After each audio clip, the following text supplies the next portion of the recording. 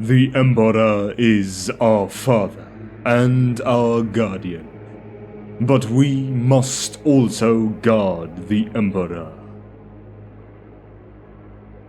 The ADEPTA SORORITAS, colloquially called the Sisterhood, whose military arm is also known as the Sisters of Battle, and formerly as the Daughters of the Emperor, are an all-female division of the Imperium of Man's state church known as the Ecclesiarchy, or more formally as the Adeptus Monasterium.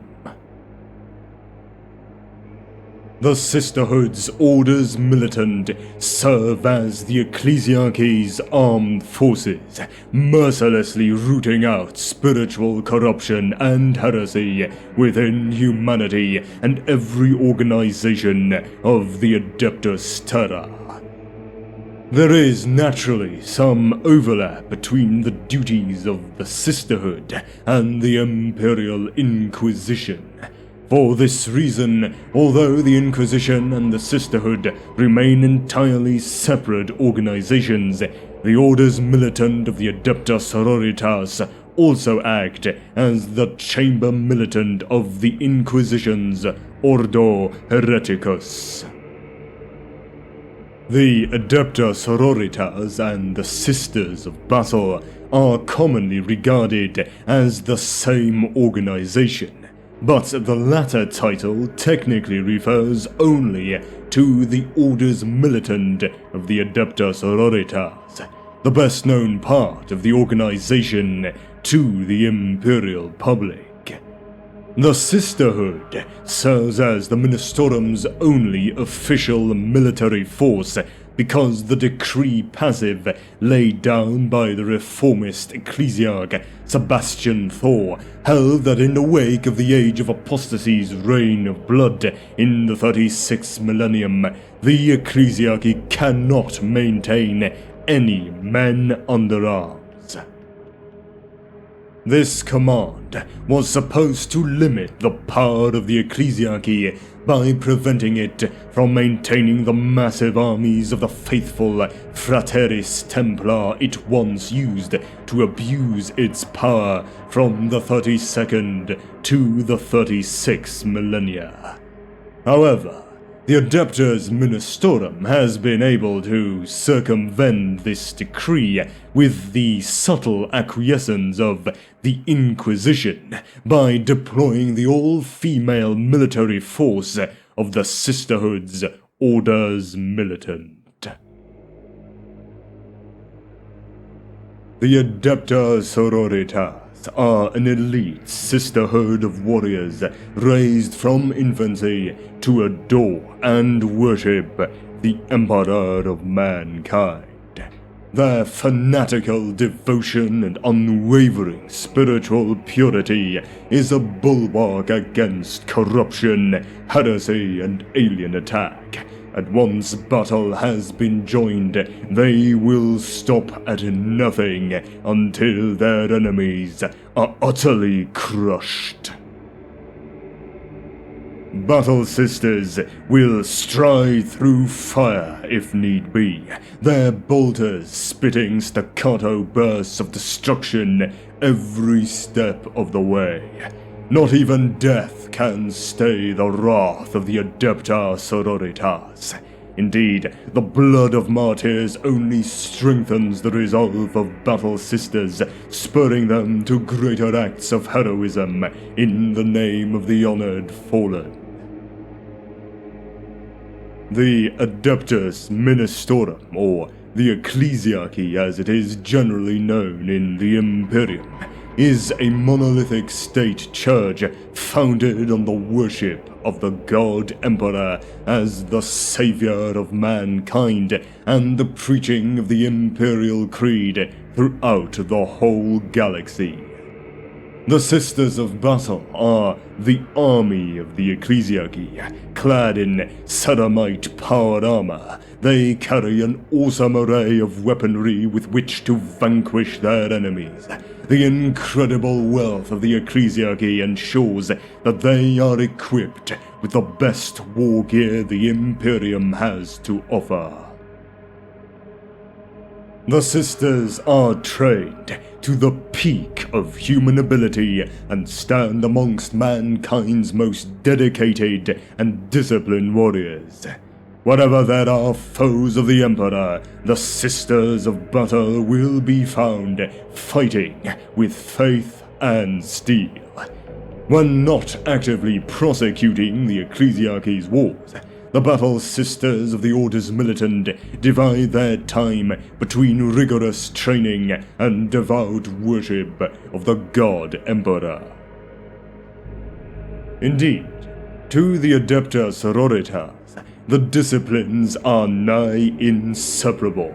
For whilst combat drills and studies of battle tactics can hone the body and the mind, only penitent prayer can bolster the spirit, and all three are required to defeat the Imperium's foes.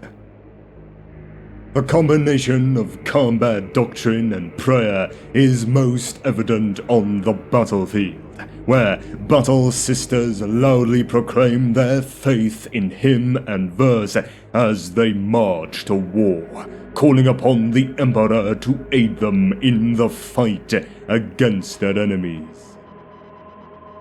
The intense, unquestioning nature of this faith is a potent weapon indeed, manifesting as divine inspiration that drives the Sororitas to unprecedented feats of martial prowess. Sisters of Battle, gripped with holy fervor, banish worldly fears from their minds, shrug off mortal wounds, and summon preternatural strength to smite their foes. The sisters believe their faith to be a weapon stronger than any steel, and those who witness their battlefield miracles are left in no doubt that the spirit of the Emperor indeed walks with these pious warriors.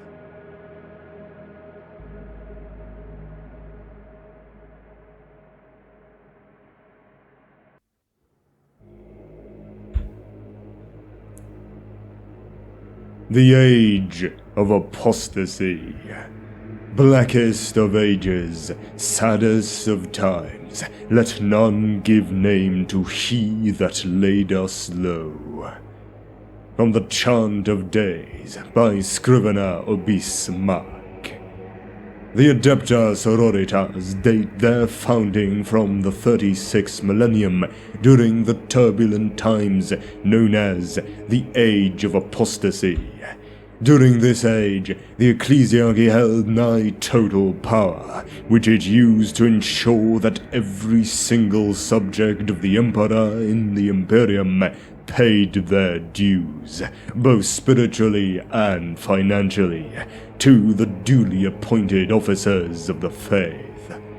In time, the Monasterium exercised such power that it began to dictate the policies of the ruling Senatorium Imperialis of the High Lords of Terra. The Ecclesia came to be viewed as speaking with the authority of the Emperor himself, and he influenced every aspect of the governance of the Imperium. Perhaps it was inevitable that the other great bureaucracies of the Imperium should grow resentful of the Monasterium. The Adeptus Administratum in particular found its own powers greatly curtailed, for the Monasterium's tithes took precedence over its own raising of funds and resources, leaving little in the coffers to pay for the running of the secular components of the Imperium. The Administratum's political influence soon waned so far that the Ministorum was able to dictate policy in secular matters as well. The raising and deployment of armies, the prosecution of wars, the commitment of significant imperial resources, and the appointment of sector lords all fell under the effective control of the Ministorum.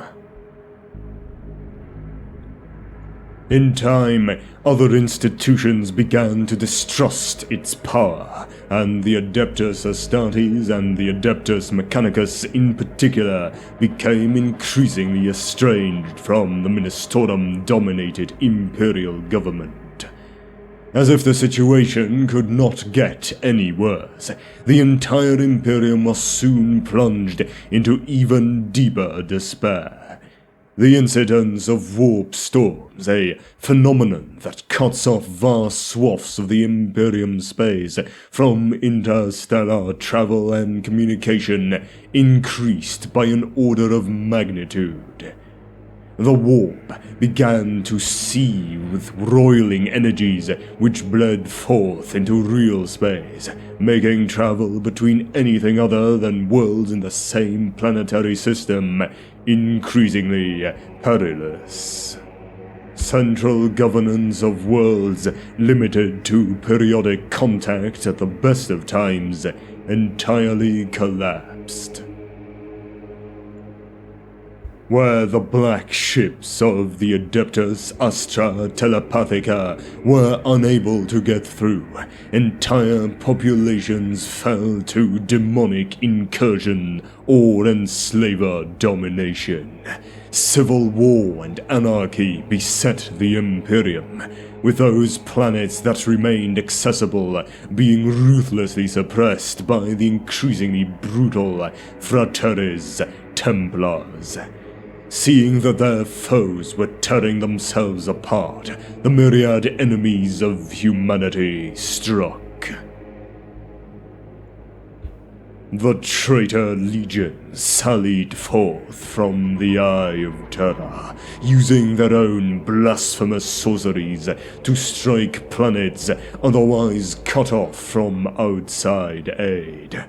Orcs traversed the warp in their ramshackle space hulks, uncaring where the tides of the Empyrean regurgitated them and wreaking havoc in regions previously beyond their reach. The Drukhari used their webway to freely navigate the galaxy and struck wherever they desired, dragging millions of captives screaming to their infernal realm of Kamorah to suffer tortures and degradations beyond a sane man's imagination. The entire Imperium was gripped by an apocalyptic frenzy of doom and anarchy. Countless new sects sprung into being, many proclaiming that the God Emperor was enacting his final judgment upon mankind and that the end times were at hand. No world was untouched by the anarchy, as whole populations rose up in increasingly bizarre and extravagant acts of penance and self-flagellation. Anyone who dared attempt to reason with such doomsayers were declared heretics, and world after world tore themselves apart in an orgy of bloodletting and violent penance. Onto this doom-laden stage stepped the insane Gauj Vanda, the 361st Master of the Administratum, a position he had attained by the ruthless application of bribes, threats, and outright assassination. a strident opponent of the Monasterium, Vanda had plotted against it for many standard years. Shortly before his ascension to the rank of High Lord, he brought about the selection of a man of his own choosing to head the ecclesiarchy, ensuring that none could stand before his subsequent rise.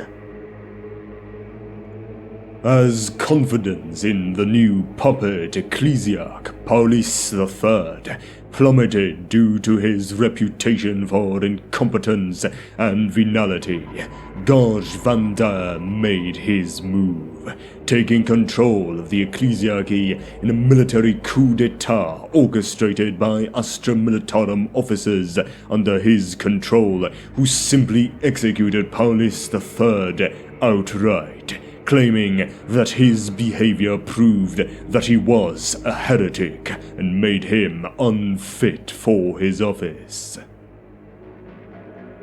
Vanda then used the support of various Monasterium cardinals he had bribed and otherwise brought under his influence to immediately call a conclave that selected him as the new ecclesiarch.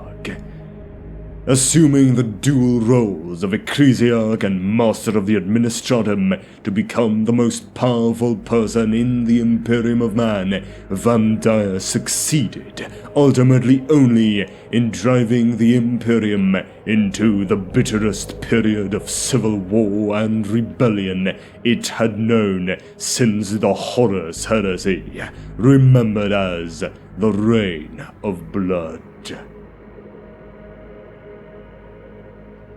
Daughters of the Emperor. Early in his tyrannical rule, Vanda's agent sent him word of a unique sisterhood of warrior women living on the little-known agri-world of San Leo.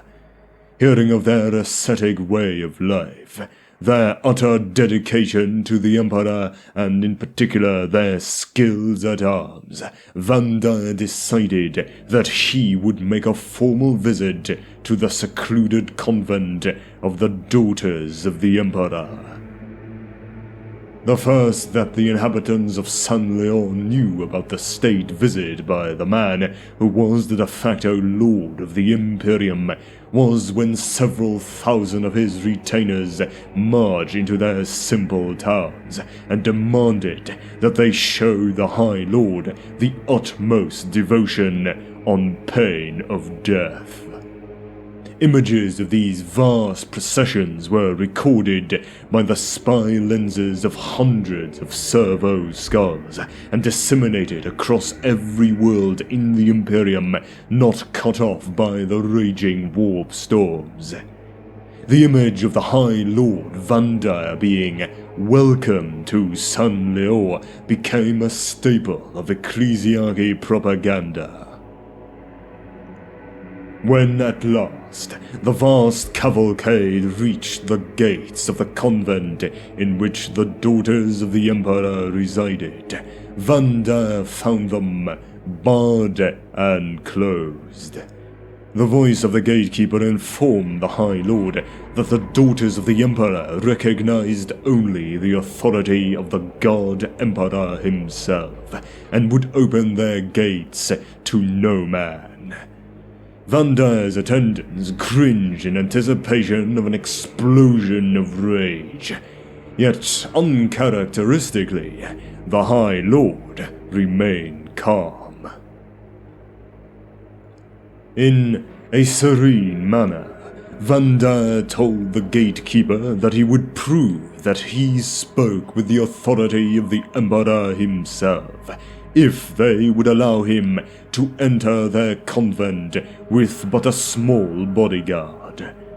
The Daughters of the Emperor acceded to his request, and the High Lord and a small group of his retainers were led into the central courtyard.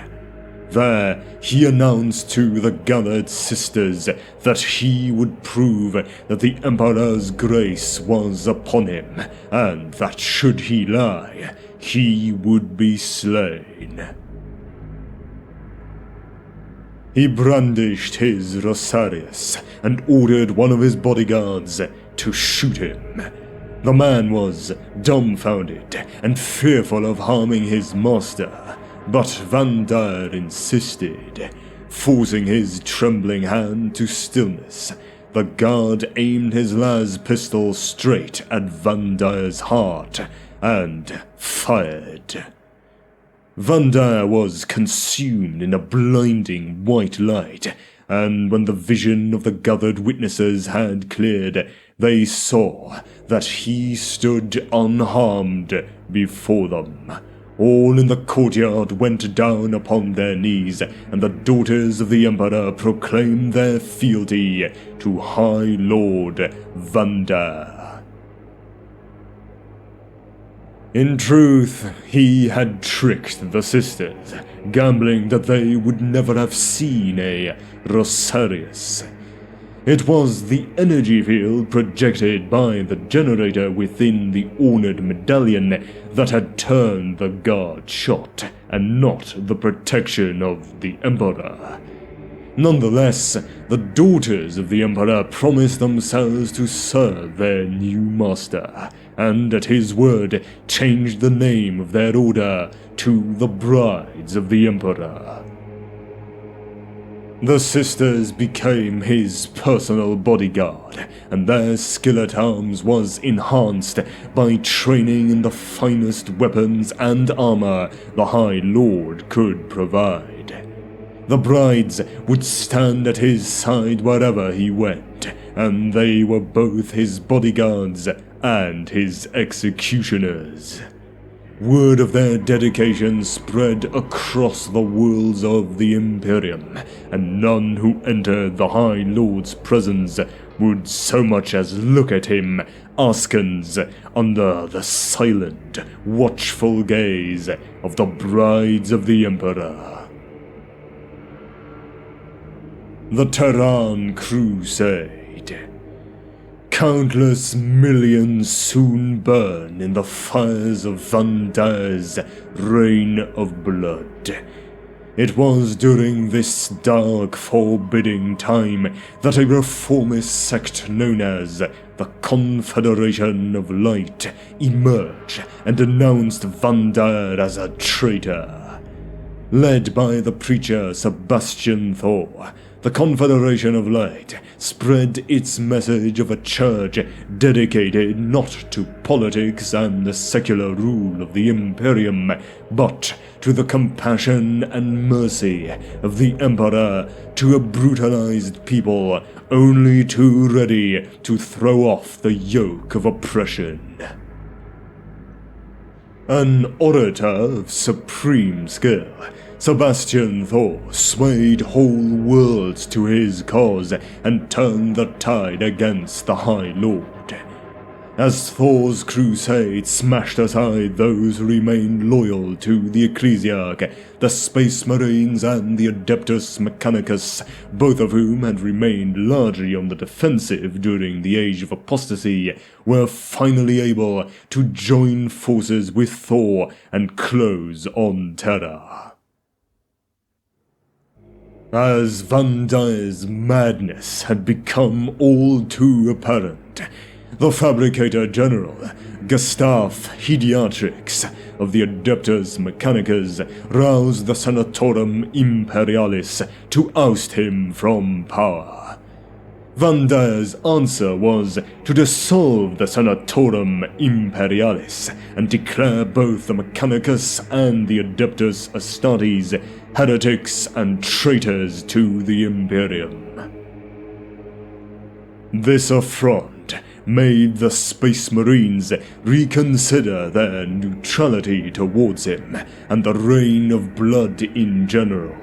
and at the height of the age of apostasy in 378 M36, an elite Space Marine strike force composed of forces drawn from the Imperial Fists, Black Templars, Firehawks, Soul Drinkers, and the forces of the Adeptus Mechanicus assaulted the renegade High Lord Gorge Vanda's seat of power, the massive ecclesiastical palace on Terra. The Space Marines, believing the Ecclesiarch to be only protected by legions of zealous but ineffective Fraternes Templar troops, launched one of their trademark lightning drop pod assaults. However, once on the ground, the Astartes found to their dismay that they had grossly underestimated the opposition. Facing them were a corps of superbly trained warrior women, clad in power armor and wielding bolters, who fought with a passion remarkable even to their Astartes opponents and stood their ground to the last woman, fearless and fanatical in the belief that they were protecting the Emperor himself. Their assault bogged down as they were pushed back with casualties, and the attackers were forced to resort to a long, grinding, and bloody siege of the ecclesiastical palace complex, with quarter neither asked for nor given. For solar months, Vanda's army withstood every assault. The madness only ended when Centurion Longinus of the Adeptus Custodes, the Praetorian Guard of the Emperor himself, sought out Alicia Dominica and her most trusted companions, the leaders of Vanda's bodyguard. Longinus took them before the Golden Throne and the God Emperor, and though no written histories tell of what transpired there, it was evident that some great truth was passed to Dominica and her fellow warriors. When they emerged from the bowels of the Imperial Palace, they marched with barely controlled fury to Vanda's audience chamber. There, they found him in the midst of yet another insane tirade, pausing only to condemn him for his crimes against the Emperor. Reportedly, Vanda's final words were, "I don't have time to die, I'm too busy." Alicia Dominica drew her power sword and beheaded the High Lord. It is said, at the moment of truth, Vanda's Rosarius, which had protected him upon San Leor, now failed him, its gleaming form cleaved into by Alicia's blow. The reign of blood was over.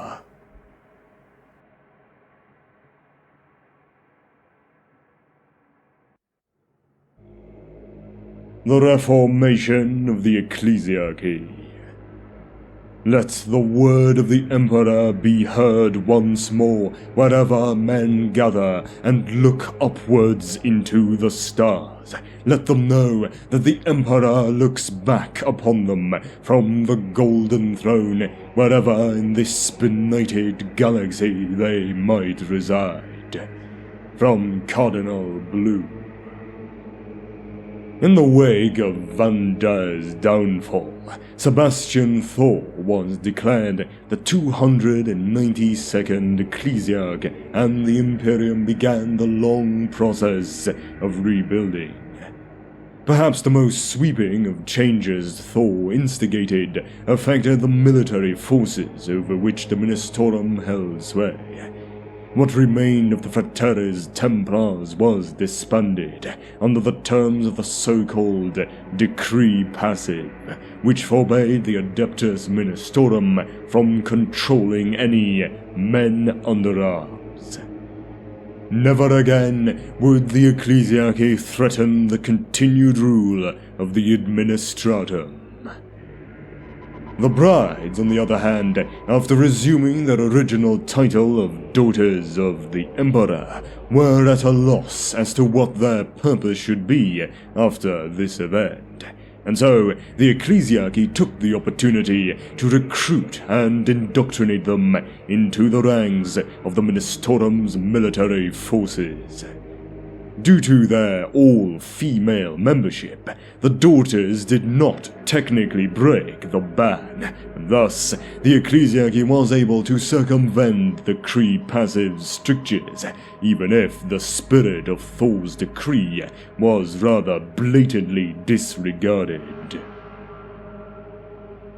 This newly formed military force was renamed the Orders Militant of the ADEPTA Sororitas.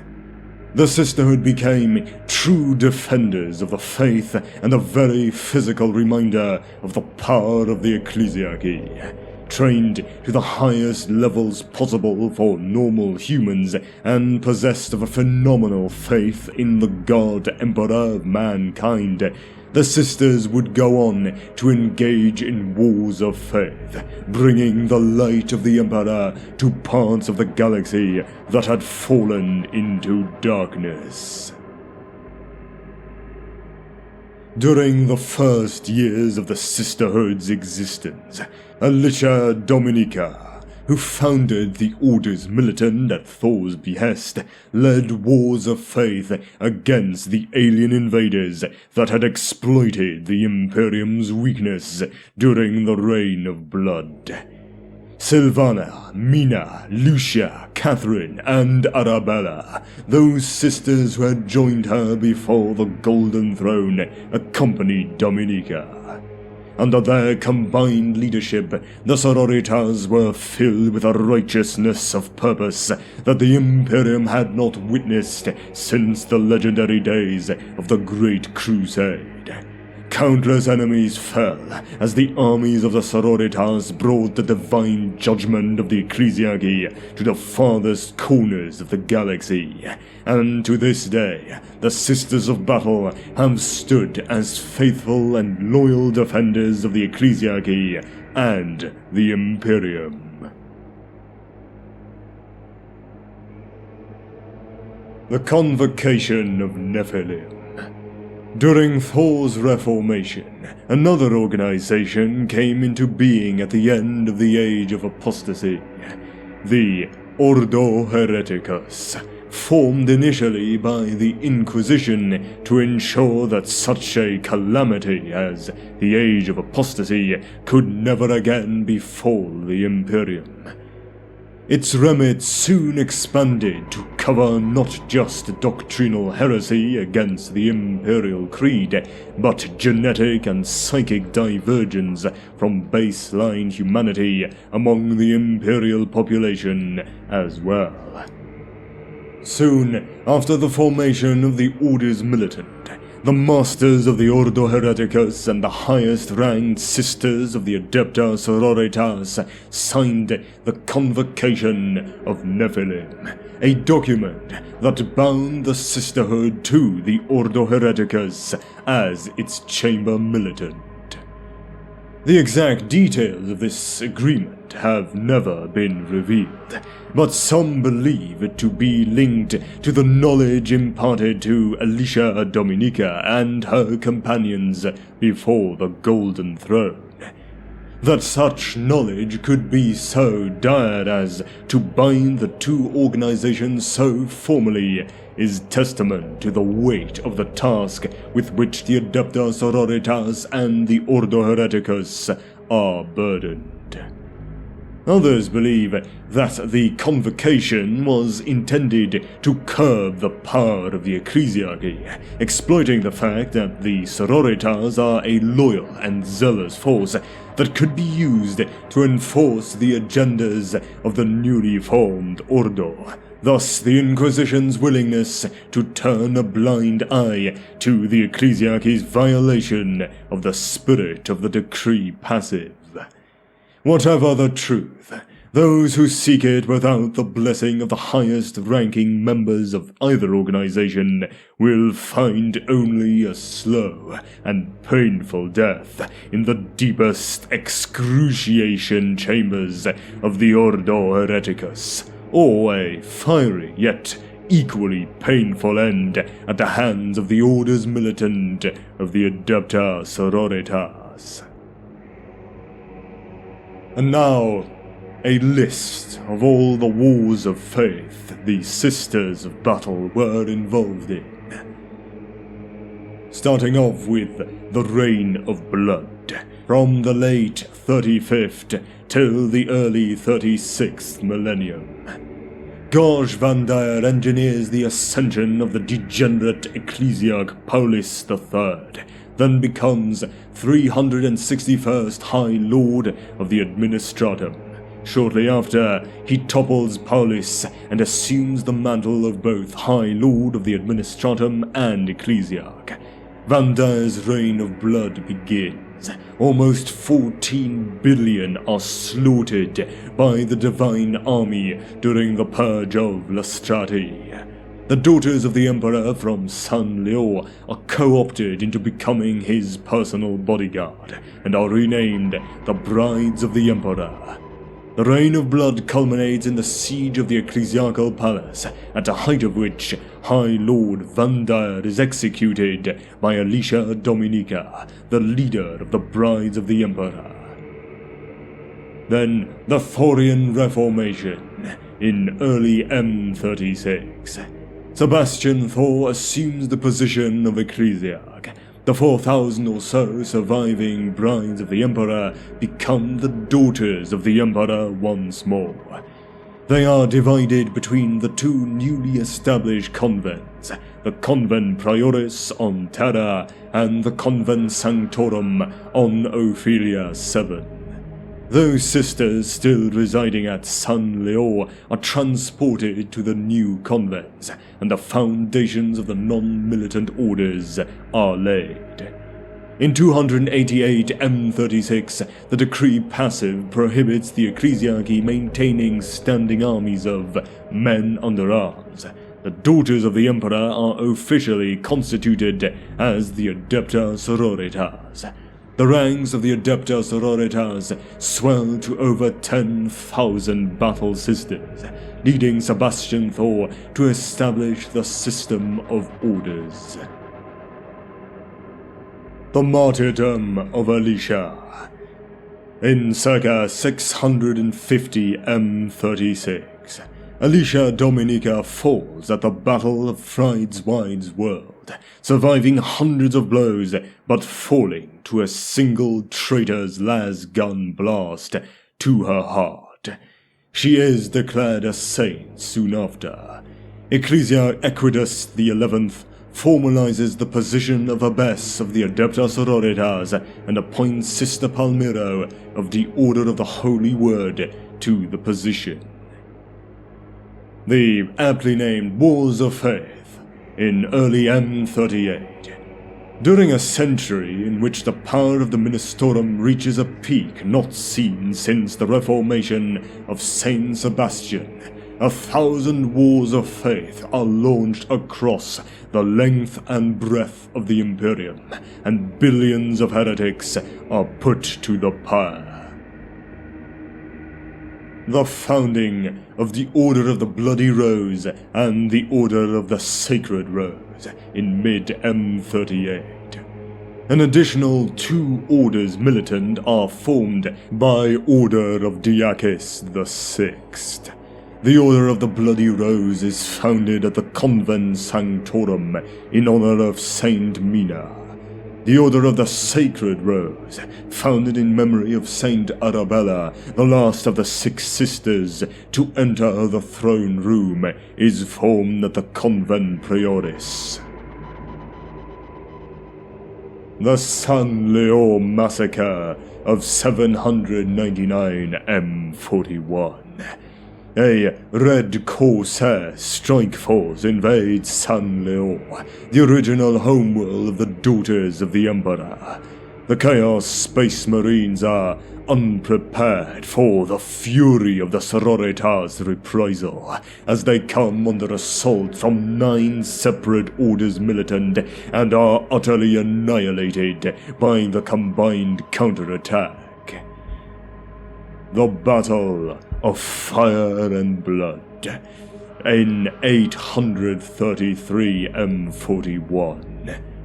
During the Vincula's Crusade, Black Templar Space Marine Chapter joined forces with the Order of the Bloody Rose to purge the heretical warrior cults of the Pelargon Cluster.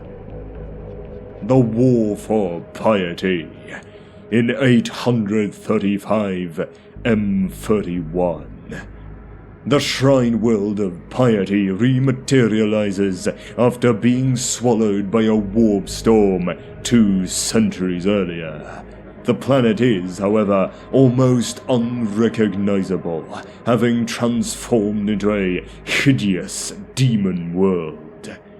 Canoness Saraya of the Order of the Sacred Rose immediately leads a force of battle sisters to the planet to retrieve artifacts from the Reliquary of Hope, one of the few sites on the whole world to have withstood the corrupting touch of chaos.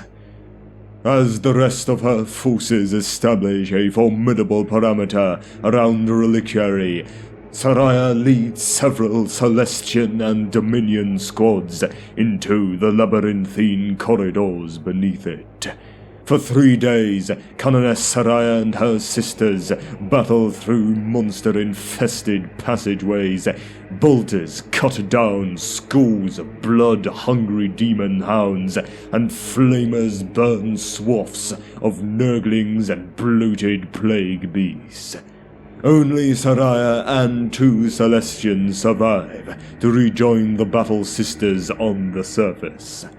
Having recovered the left thigh bone of Saint Dolan and 3 pages of the ominous lexicon of falsehoods from a stasis vault, the surviving battle sisters withdraw to orbit with their prizes just as a fleet of Grey Knights vessels arrives and lays waste to the planet with cyclonic torpedoes. The Defense of Dimamar in 858 M41. Dimamar, birth world of Sebastian Thor, comes under attack from the Eldar of Craft World, Ulthe, without any warning or apparent reason.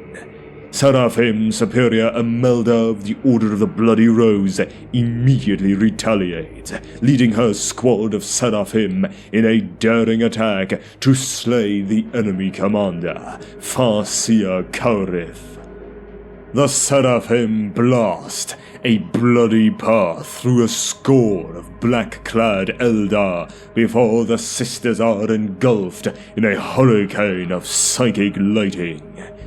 Though many of her companions fall, Imelda refuses to yield and defiantly advances through the eldritch storm, slaying the Eldar Farseer with a single bolt round to the head. The Blood-Tide Martyrs in 876 M41. Chaos comes to the Basilica of Saint Marielle on the world of Van Horn in the shape of the bloodthirster known as the Lord of the Blood Tide. The first to oppose the demon's legions are the Battle Sisters of the Order of the Ebon Chalice. But soon after battle is joined, all contact is lost with the ADEPTA Sororitas. The demons are eventually vanquished with the arrival of the 4th Brotherhood of Grey Knights. Upon their victory, contact with the Imperium is re-established, and it is discovered that every battle sister on the planet has been killed. The slain are officially elevated into the ranks of honored martyrs in the eyes of the Sisterhood. The Slaughter of Sanctuary 101 in 897 M41.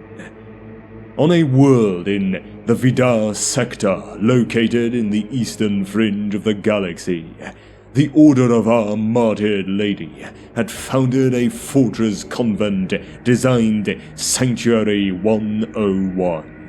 The isolated convent had the misfortune of being the Imperium's first recorded contact with the Necrons, where the Battle Sisters were massacred by Necron raiders. Video logs recorded a furious battle between the Valiant Sisterhood and the Necron warriors, but little of worth was displayed, as there appears to have been an artificial disruption introduced into the recordings. Subsequent investigations into the site of battle revealed nothing more than the mutilated corpses of the ADEPTA Sororitas, eviscerated in a hideously surgical manner. No signs of the true nature of Sanctuary 101's undying attackers were ever found. The Battle of the Penitent in 938 M41. The Orders of the Valorous Heart and Ebon Chalice suffer great losses against War Boss Black Axe's orcs and are pushed back to the walls of the Cathedral of Saint Dufour. The attackers are held back only due to the unyielding determination and sacrifice of hundreds of Sisters Repentia. However, their martyrdom buys time for the Battle Sisters to open the vast cathedral gates.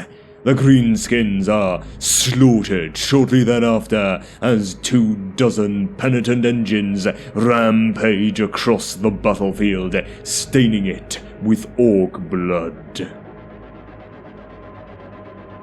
The Prometheum War in 980 M41. The Order of the Ebon Chalice reinforces Space Marines of the Salamanders chapter who are engaged in a brutal urban war against the dread Black Legion on the world of Helatine. The enemy is put to the torch as dozens of Immolators and Land Raider Redeemers burn a path through several war-torn cities. Despite the strength of their combined forces, the Imperium's advance is halted when Lord Gralastix, the Demon Prince leading the forces of Chaos, unleashes a legion of possessed Chaos Space Marines.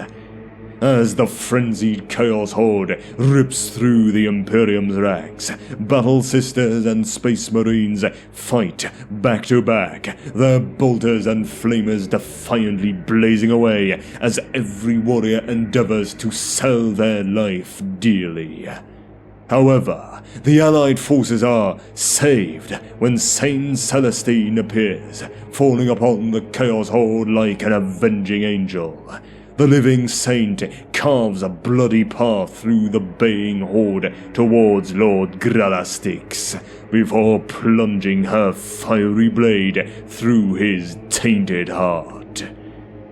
With the death of Gralastix, the Chaos Horde is banished into the warp, but of Celestine there is no sign, for she has vanished as mysteriously as she appeared.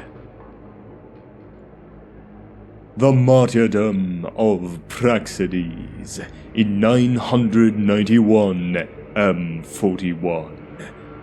Canoness Praxedes of the Order of our Martyred Lady reinforces the Imperial Guard on the cardinal world of Ocasses soon after the start of the Second Tyrannic War. As the Tyranids of High Fleet Kraken assault the Ecclesiastical Cathedral, the combined fire of Retributor squads and Exorcist tanks obliterates the first wave. But the second manages to breach the cathedral's fortress walls. As Tyranids pour through, Praxedes confronts a monstrous hive tyrant.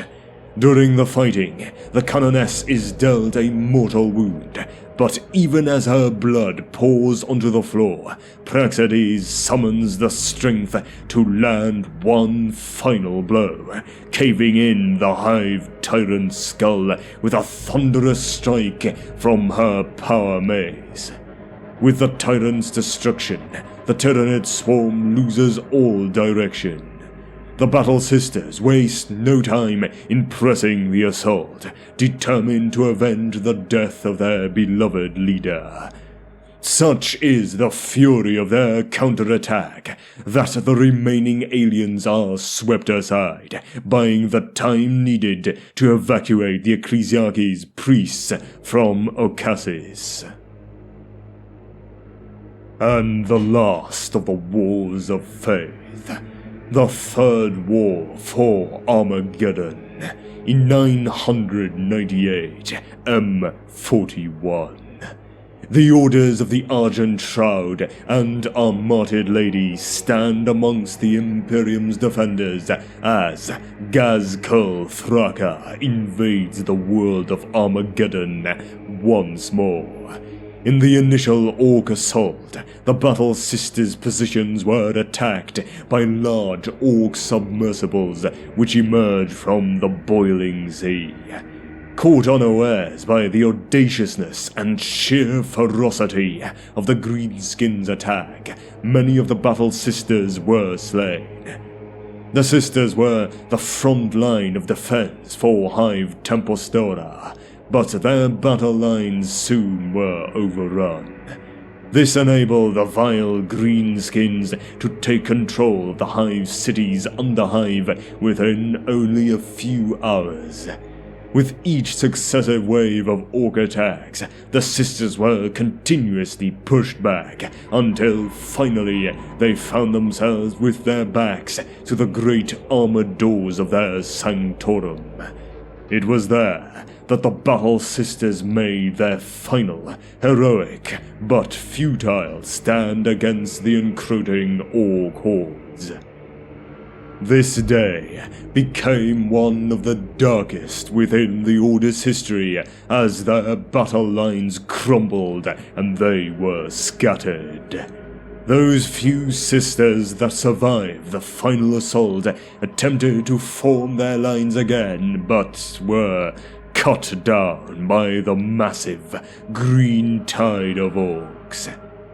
After an hour of savage fighting, no humans were left alive as the vile Orcs took Hive Tempestora and the Sanctorum.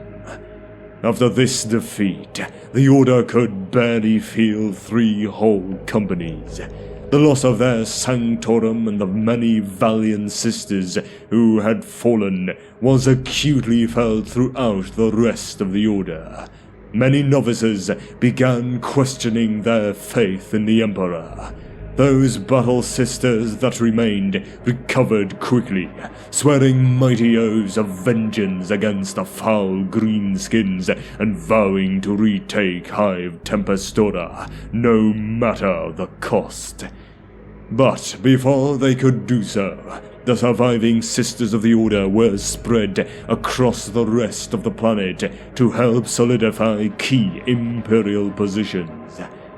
Their presence proved pivotal in preventing the Orcs from overrunning several areas of Armageddon.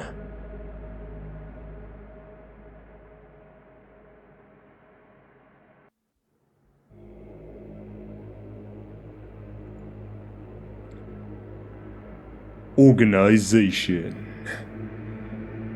In the 41st millennium, the ADEPTA Sororitas is part of the Ecclesiarchy and is divided into 2 convents.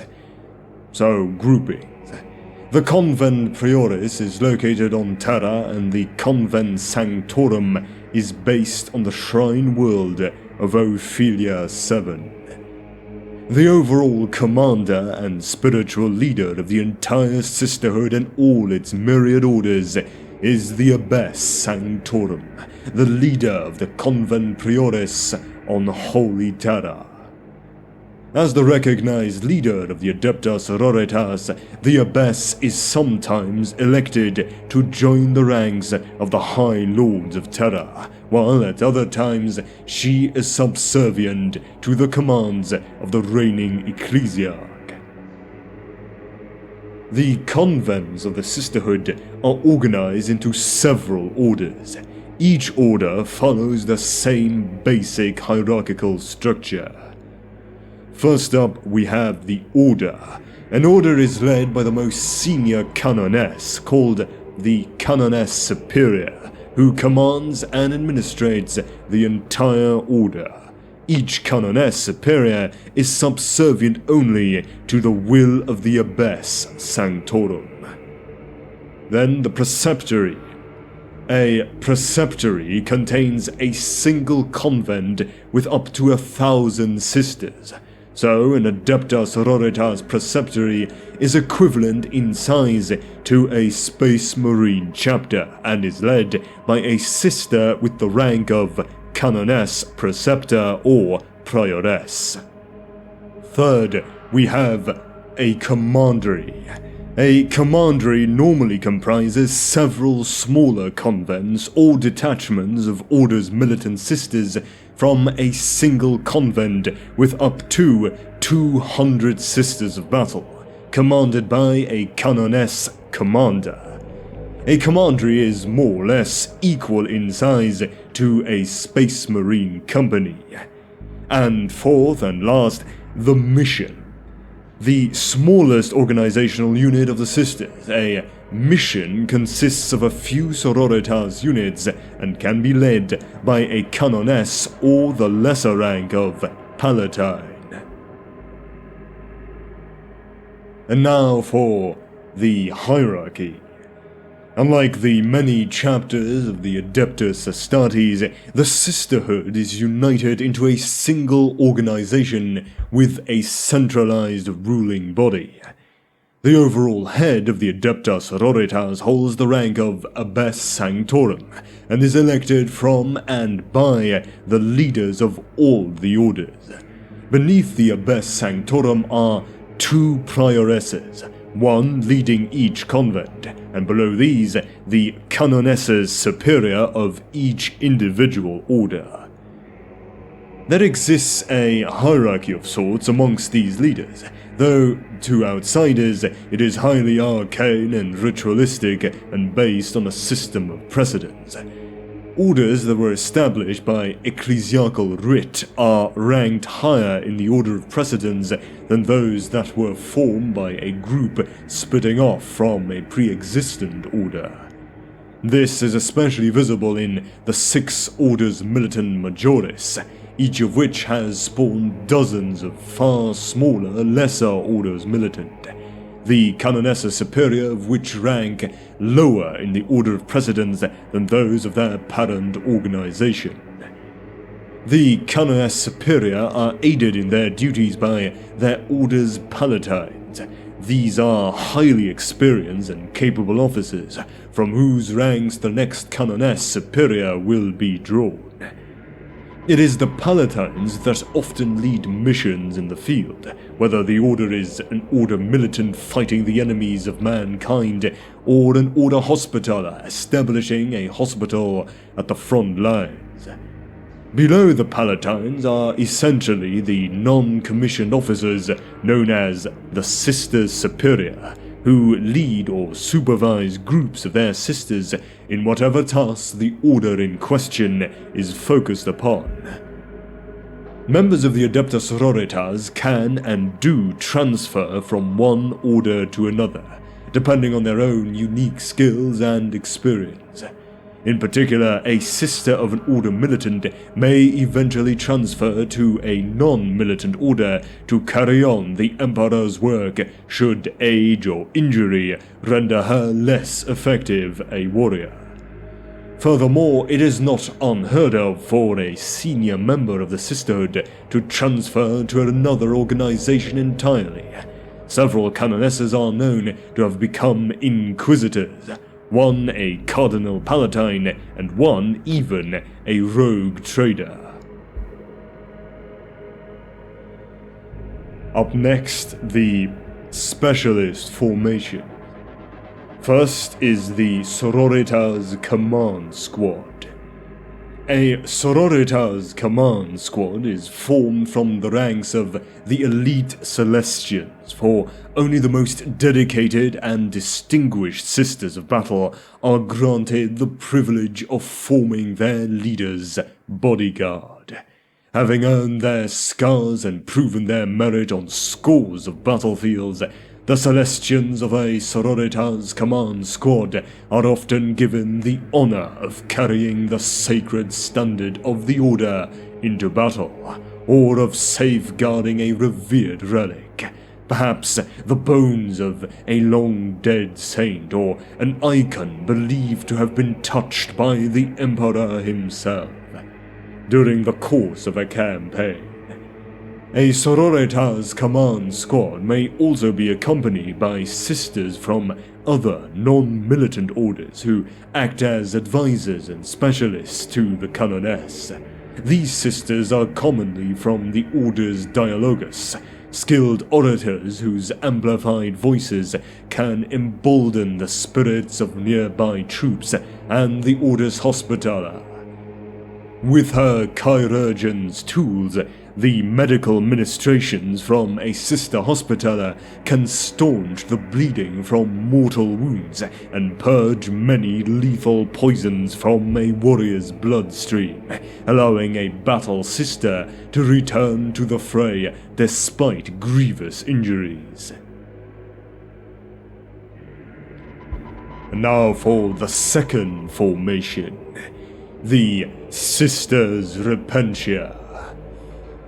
Confession and prayer are as much a part of a battle sister's everyday existence as bolter drills and military discipline. Those who fall short of the sisterhood's rigorous codes are subject to many punishments, but in the more serious of cases, the transgressor may be exiled from their order. These warriors, known as Sisters Repentia, are each cast out with only a handful of rags, a hood to cover their face, and a ceremonial eviscerator with which to strike down the Emperor's enemies. Sisters Repentia band together into groups that seek redemption in the fires of battle, and they are led to war by a mistress of repentance, a harsh warrior who drives her charges onwards with a pair of neural whips. The mistress judges each exiled sister's deeds, and occasionally, at battle's end, she may declare her sins atoned for. Although extremely rare, those few who return to the fold of their order are held with great esteem by their sisterhood. To the ADEPTA Sororitas, those who seek forgiveness in the Emperor's eyes by treading the path of a Sister Repentia occupy a state of grace that many aspire to, yet few ever attain. Indeed, some battle sisters willingly exile themselves, finding fault in the smallest imagined transgression in order to join the ranks of the Repentia. These sisters are possessed of a righteous zeal that knows neither pain nor fear. They will die when the Emperor is ready to accept their souls, and not a moment before. These sisters' maniacal fervor inevitably means that they martyr themselves, fighting against the most hopeless of odds, finding in death the absolution denied to them in life.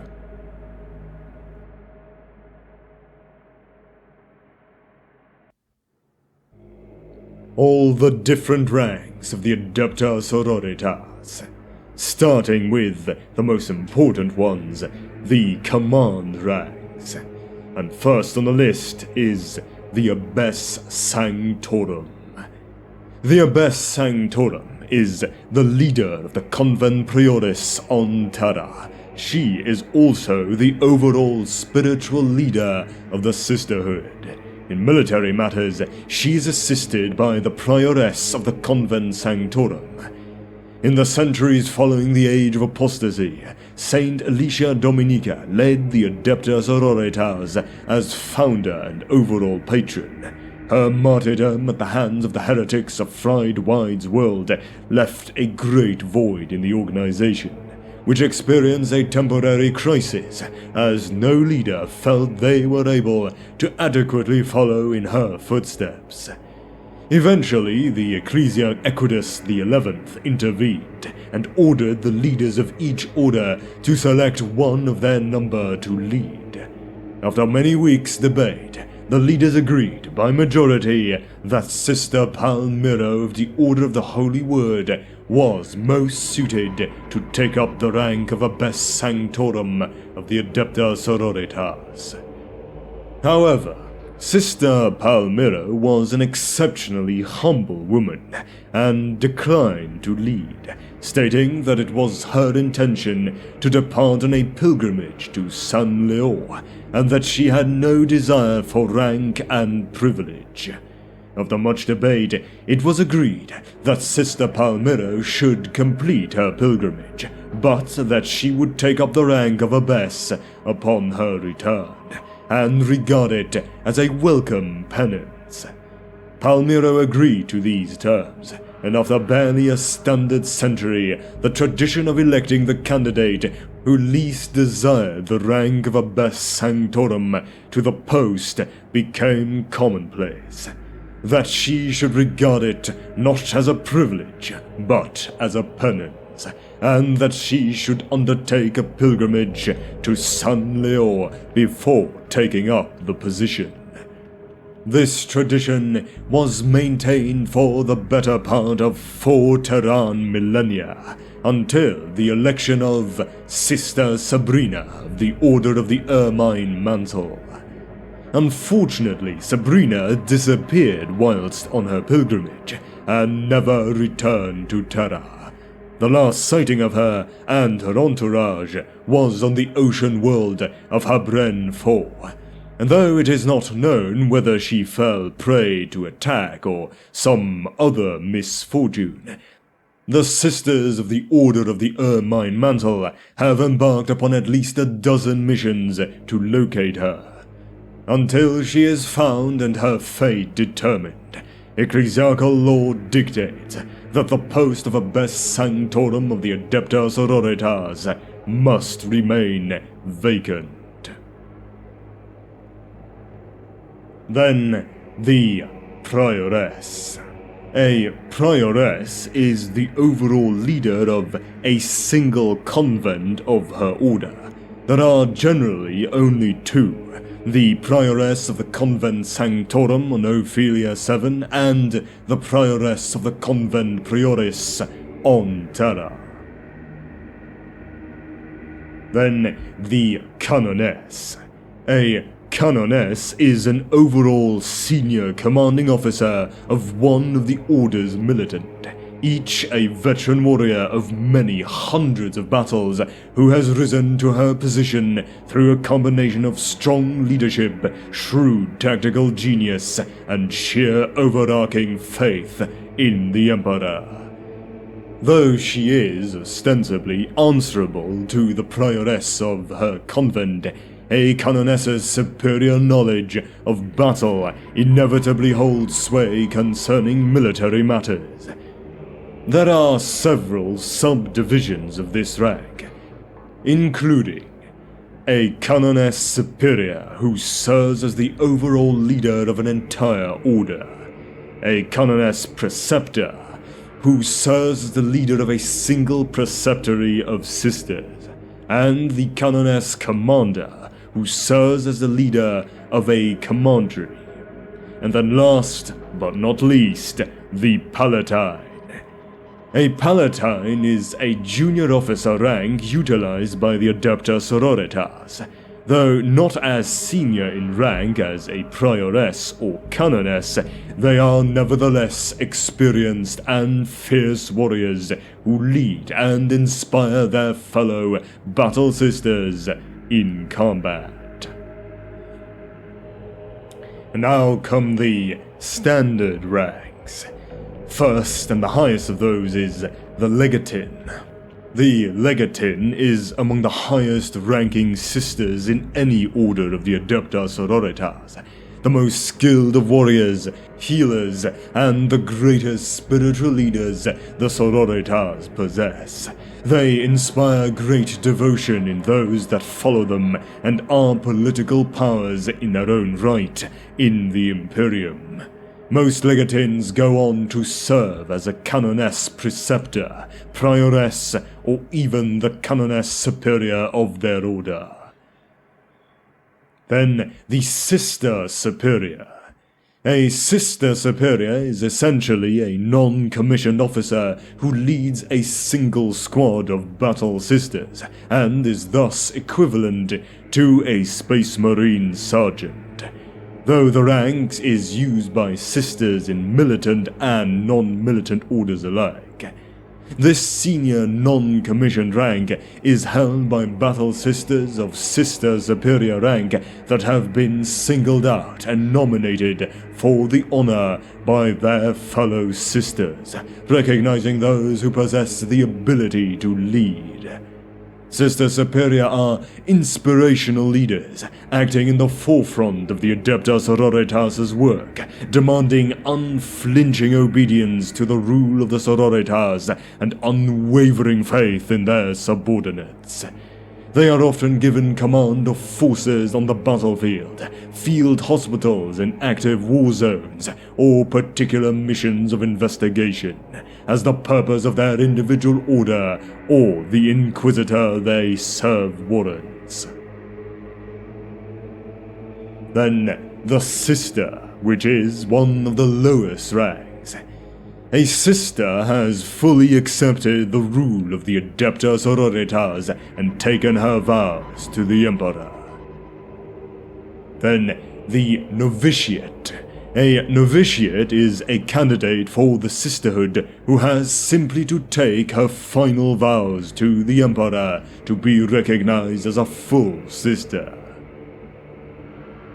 The Countess.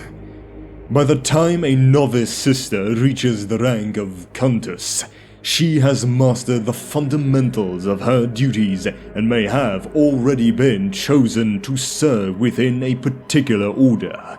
But the Adepta demand that each sister know the fundamental skills of all orders, so she can be a multi-purpose tool in the Emperor's hand to cure, learn, counsel, or kill. It is as a countess that she will train her hands in these skills before being assigned her final place in an order. The Constantia.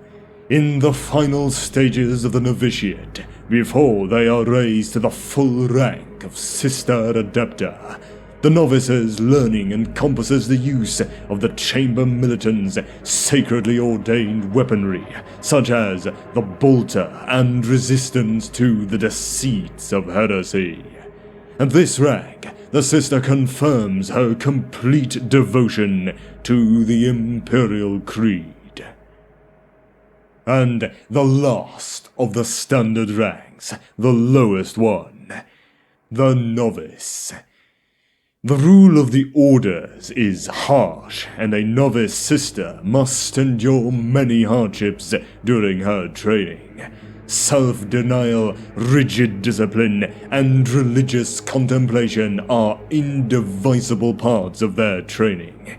They are armed not only with skills needed to defend the Adeptus Ministorum, but also with training that teaches them to fan the flames of their faith into a roaring blaze.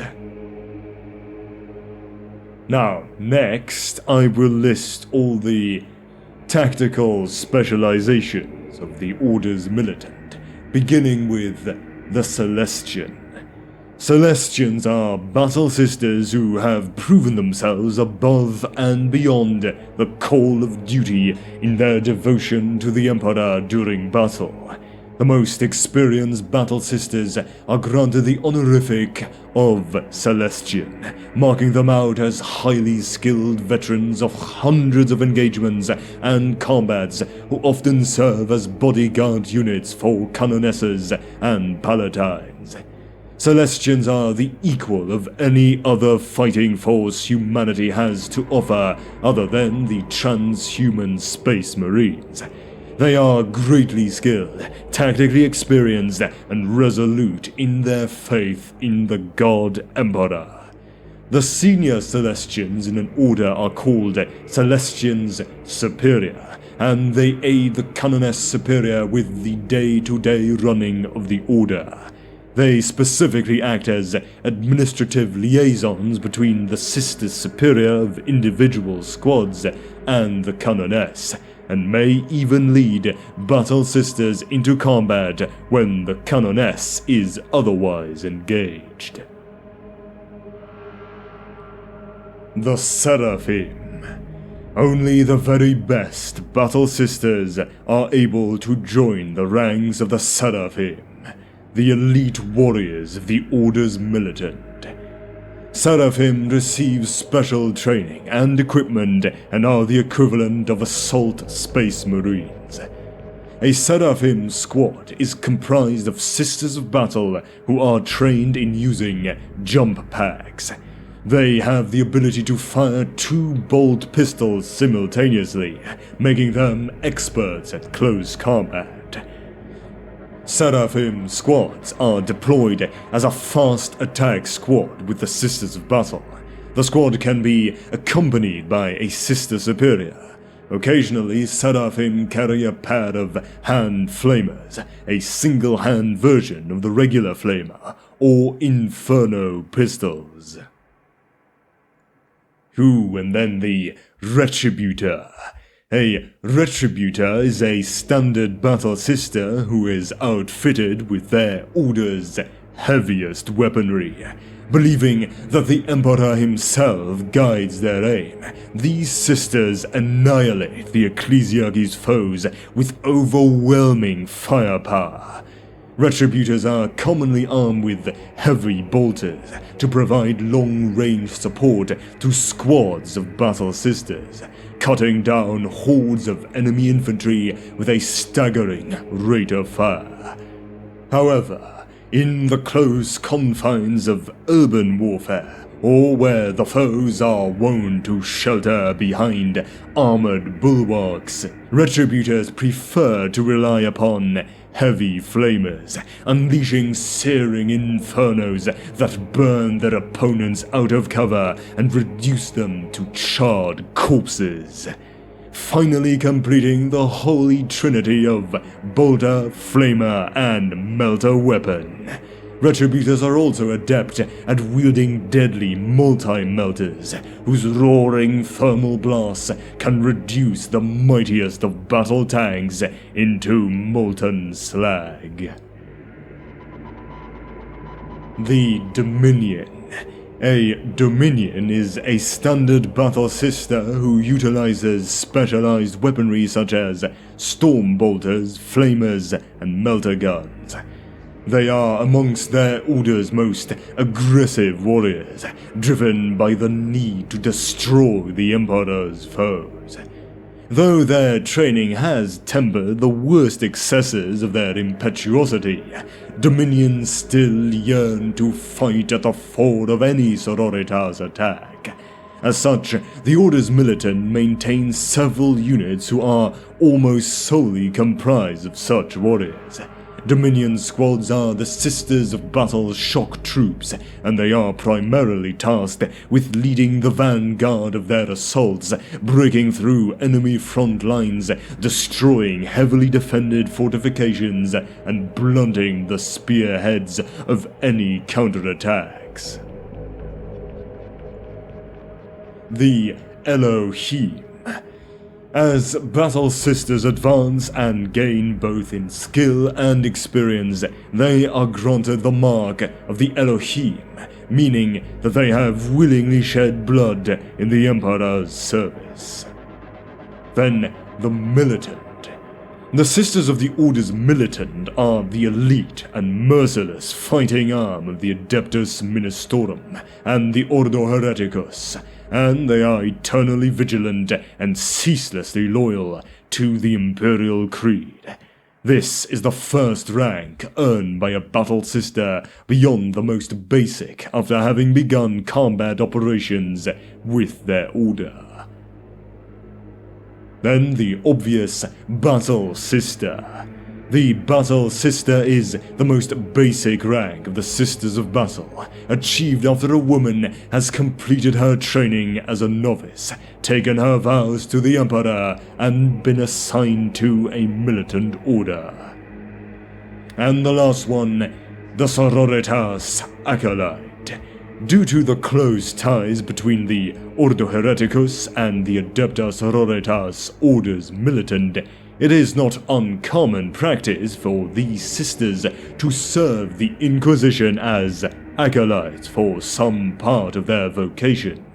Sororitas chosen by their superiors for independent or detached service in this way are often among the most capable and self-sufficient of their novitiate class, deemed strong enough to endure the rigors and perils of such duty.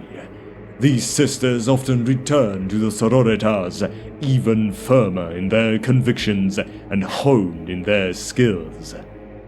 Sororitas that survive long-term duties with the Inquisition are a very valuable asset for the Adepta in their war against heresy and faithlessness, and are often destined for future high rank. And now, for the Orders Famulus and Dialogus ranks. First on the list is the Nunciate Advance. The rank of Nunciate or Messenger is afforded to those among the Orders Famulus and Dialogus who excel not only in their crafts, but who are also noted for their skills in leadership and experience at dealing with the Imperium's hierarchy. Such individuals are often entrusted to act on their own to represent their order, or are tasked as close advisors to highly important individuals such as Inquisitors and Imperial Commanders. Then the Dialogus Advance. A Dialogus Advance is a rank of the Order Dialogus, the sisters who focus their attention on the arts of the scholar, serving as translators and expert advisors for imperial and planetary authorities in many fields. The armor of their faith makes them far less subject to petty corruption or hubris than others.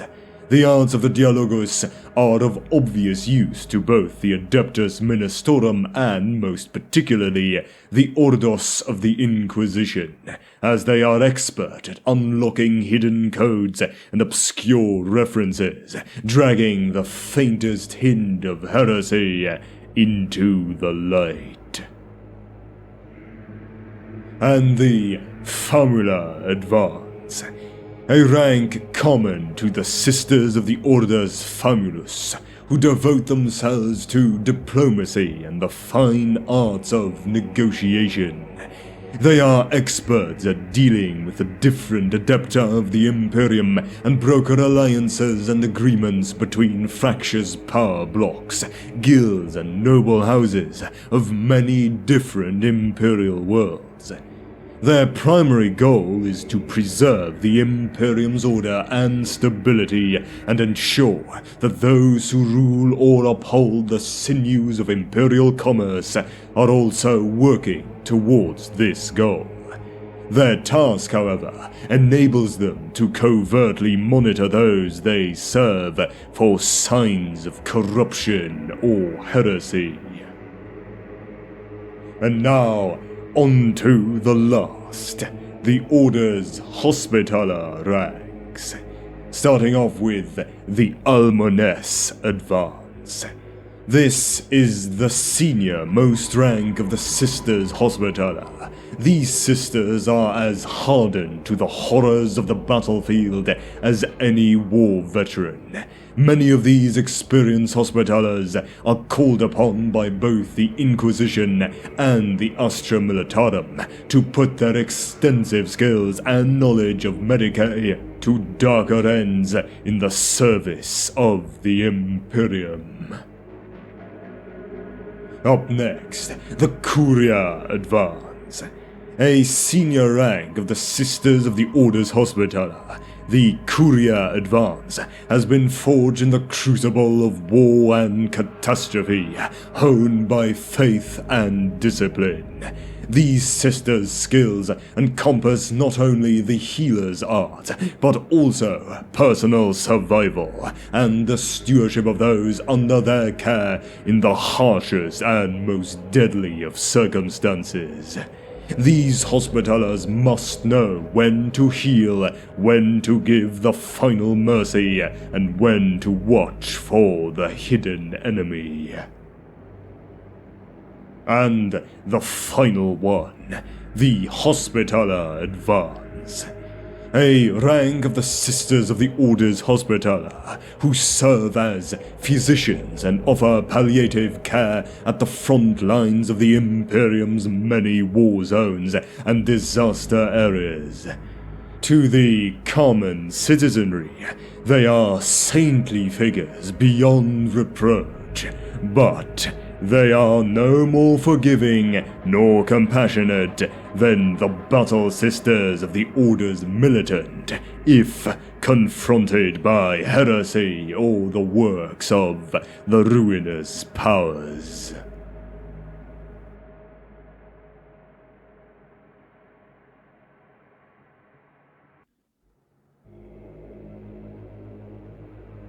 It is not enough to serve the Emperor, or even to love him. You must give to him all that you had, all you have, and all you shall ever have. You must give yourself over utterly and entirely to his divine will, and become a vessel of that will. Only then is your sacrifice fitting. From the rules of the Sororitas. The majority of recruits into the ADEPTA Sororitas are drawn from the Schola Progenium, having been identified by the drill abbesses of those imperial orphanages as suitable candidates from an early age. A few may be transferred from outside organizations, in particular the ranks of the servants of the Inquisition, although this is relatively unusual and only undertaken following lengthy consideration.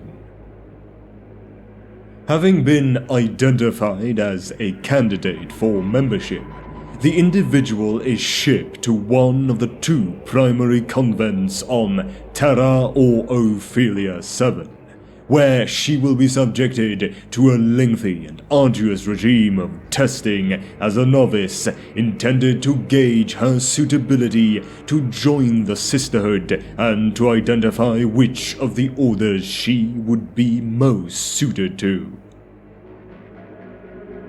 Now, regardless of which order she will eventually join, all novices undergo extensive instruction in the traditions of the ADEPTA Sororitas, and most receive at least a modicum of military instruction. Once a novice is judged worthy to join the sisterhood, swear her vows to the Emperor, and has completed her basic training, the candidates are gathered in the great hall of the convent before the canonesses and palatines of the orders to which they will be assigned. Such gatherings range from grand ceremonies involving several thousand new sisters and taking several solar days and nights to conclude, to smaller events where only a handful of candidates gather in the Great Hall.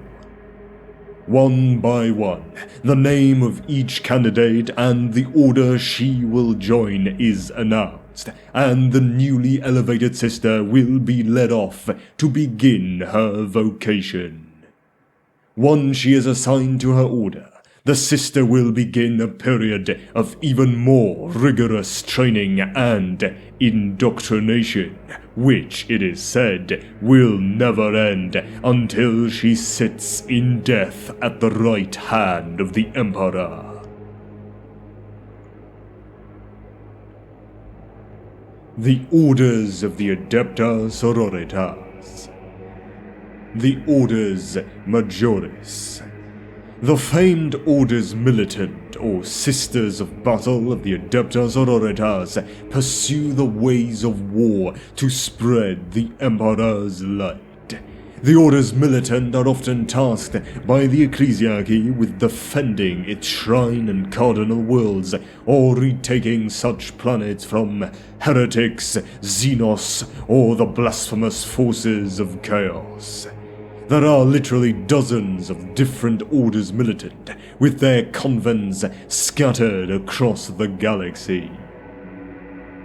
The Sisters of Battle are also often attached to the Ordo Hereticus of the Imperial Inquisition, and indeed serve the Witch Hunters as their Chamber Militant. Battle Sisters are recruited solely from the female progena, or graduates of the Schola Progenium facilities spread across the galaxy.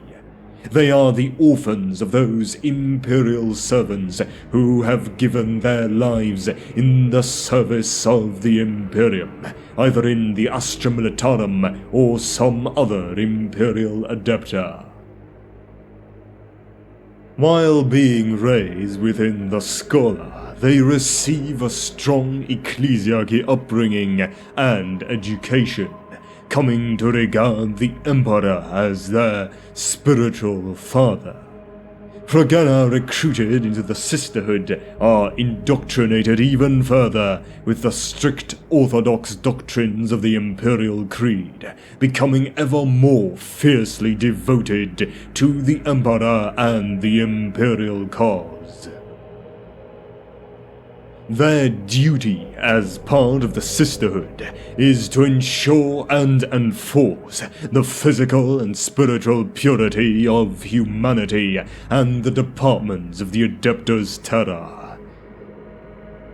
As they share much the same role within the Imperium as the Ordo Hereticus, Battle Sisters often form a major part of Ordo Hereticus' military forces, when a witch hunter does not wish to commandeer the forces of the Astra Militarum into his or her service to carry out a military objective.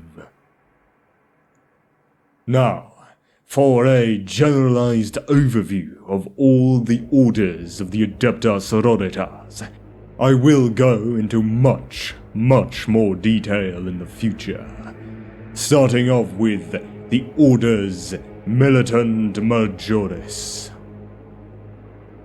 There are 6 that are widely recognized across the Imperium, starting with the ones from the Convent Sanctorum on Ophiria 7, the Order of the Bloody Rose, the Order of our Martyred Lady, and the Order of the Valorous Heart.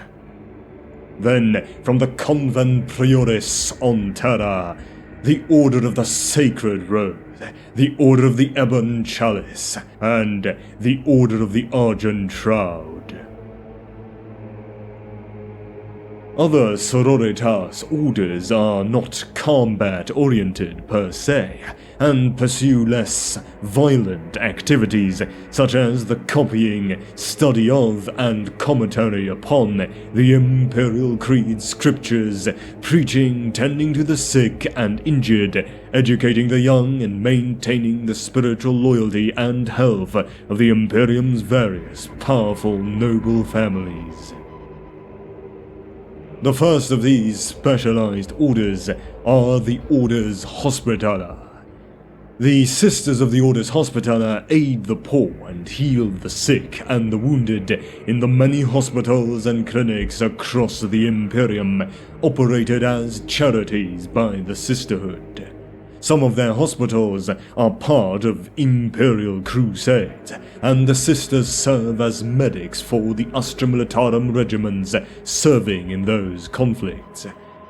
From Ophelia 7, the Order of the Eternal Candle, and the Order of Serenity, and from the Convent Prioris on Terra, the Order of the Cleansing Water, and the Order of the Torch. The Orders Famulus. The Sisters of the Orders Famulus organize, educate, and maintain the households of certain Imperial planetary governors and Imperial nobles, serving as advisors and by their very presence reminding them of their higher loyalties to the Emperor of mankind. They oppose any disloyalty with the support of faithful followers from the inside of the noble household itself. The Orders Famulus also maintain and update extensive genetic and genealogical records for all the important noble families of the Imperium and can conduct genetic testing at the request of the Inquisition when rampant mutation or heresy on the part of Imperial nobles is suspected. Across the galaxy, the most well-known of the Orders Famulus include, from the Convent Sanctorum on Ophelia 7, the Order of the Key, and the Order of the Gate. From Terra, the Order of the Holy Seal, and the Order of the Sacred Coin. The Orders Dialogus, the last of the specialized orders. The Sisters of the Orders Dialogus help to translate the innumerable dialects and slangs of Low Gothic used throughout the Imperium. At the behest of the Inquisition and certain other parties in the Imperial hierarchy, they also study Xenos languages and translate texts obtained from Xenos artifacts. Sisters Dialogus are often employed as sage acolytes in Ordo Hereticus Inquisitors' retinues.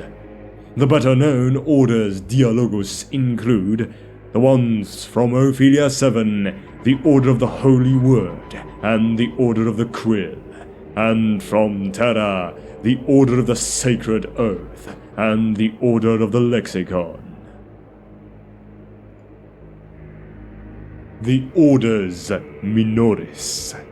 Besides the more well-known Orders Majoris of the ADEPTA Sororitas, there is also an unknown number of Orders Minoris, whose functions are wildly unknown. Since their inception, the Orders Militant Majoris have established a number of subsidiary convents throughout the galaxy at sites that are significant to the ecclesiarchy. Sometimes little more than minor garrisons, some of these bases have developed identities distinct from their parent orders over time, eventually becoming separate orders altogether. The better-known Orders Minoris include the Order of the Black Sepulchre, a minor order militant with ties to the former Orpheus sector. The Order of the Bleeding Heart. This minor order militant has long been entrusted with the care of the bones of Saint Emmeline, upon the ADEPTA SORORITAS shrine world of Emmelin's Hope. The Order of the Blue Robe.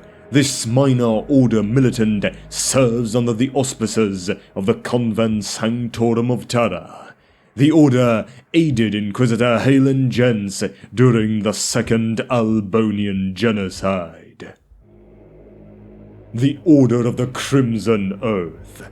This minor order militant took part in the initial campaign of the Achilles Crusade to reclaim the Jericho Reach in 777 M41 from both the Xenos and the Apostate. The Order of the Crimson Tear. This minor order militant is believed to have been destroyed in the fall of the Zadrekan Unity. The Order of the Divine Lamentation. This minor order militant took part in the imperial defense of the Cadian sector from the forces of chaos during the 13th Black Crusade, refusing reinforcements despite suffering 83% losses. The Order of the Ermine Mantle. This order is currently undergoing a self-imposed penance after the loss of their banner. The Order of the Fiery Tear also took part in the campaign of the Achilles Crusade. The Order of the Glowing Chalice. This minor order's recruits are drawn from the Scholar Preganium facility on Vedel 1. They often fight alongside the Militarum Tempestus stormtroopers of the 9th Iotan Gorgones Regiment, who also possess many members who originate from Vedel 1. The Order of the Golden Light. The Order of the Maudlin Countenance. This order's Canoness Preceptor Dorothea was commended for her defense of the world of Sancho Panza. The Order of the Silver Lily. Their Canoness, called Astra, was noted for her loyal service during the defense of the world of Subiaco Diablo. The Order of the Silver Shroud. The Order of the Sublime Adoration. It rescued the 188th Cadian Imperial Guard Regiment at Crimson Fell. The Order of the Virgin Rose. The Order of the White Rose. This minor order militant split from the Order of the Sacred Rose in the latter part of the 39th millennium. At least one convent on Periremunda worked with the Order Hereticus on a regular basis. It is unclear whether other convents did the same. The entire Periremunda convent died in battle against the Tyranids, choosing death to atone for their assistance in the Excommunicate Traitoris ordered by Inquisitor Killian upon their world. And the last, the Order of the Wounded Heart. It purged the traitor Astra Militarum Regiment, the 366th Barisa Native Auxilia. And now onto the other non-militant orders.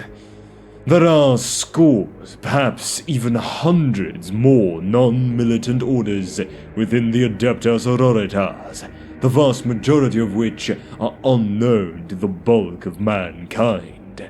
The following are only a few known examples. The orders Pronatus. These orders minores specialize in retrieving, guarding, studying, and repairing artifacts of value to the ecclesiarchy. The named orders Pronatus include the Order of the August Vigil. This order specializes in the guardianship and defense of holy relics and shrine worlds across the Imperium. They are known to occasionally cooperate with the Ordo Hereticus, especially in the transport of unholy artifacts and captured prisoners. The Order of the Blessed Enquiry. This order is believed to have been destroyed due to their collection of artifacts related to the Chaos Gods. The Order of the Eternal Gate. Imperial records speak of the Order of the Eternal Gate, whose responsibility is the retrieval of ancient or dangerous relics and artifacts for the Ecclesiarchy. Then, the Orders Madriga. The Orders Madriga provide the all-female quas that fill the cathedrals with sublime, heavenly song in the favored temples of Arch-Cardinal Ignato. The Orders Plancilium. The Orders Plancilium form 1,000-strong professionals leading weeping and wailing pilgrims upon the remembrance and high holy days of Veneris. The Orders Sabine. The Sisters of the Orders Sabine accompany the Missionaria Galaxia on missions to rediscover human-settled worlds and to prepare them for reintegration into Imperial society and culture. These sisters specialize in infiltrating primitive societies and introducing elements of the Imperial Creed to the natives. This process can take generations, as the sisters arrange royal marriages and act as court advisors. When the Missionaria Galaxia finally arrives on such a world, the local leadership is then primed to accept the spread of the Imperial cult without struggle or strife. And the Orders Vespila. The Dark Sisters of the Orders Vespila are tasked by Cardinal Gregory Hestor with the sanctification of the bodies of fallen kin, and are sometimes called upon to serve as forensic specialists when a throne agent has recourse to disinter a long-dead corpse. Cardinal Hestor petitioned the Orders Hospitaller to populate this order within the Calixis sector.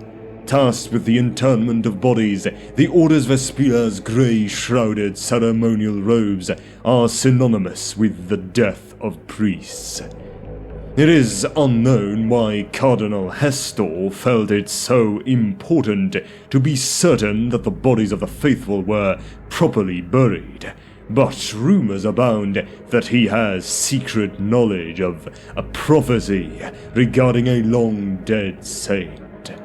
When an inquisitor needs the sisters' macabre skills, he calls upon the Ecclesiarchy to provide him with the graveyard guards of the Orders Vespila.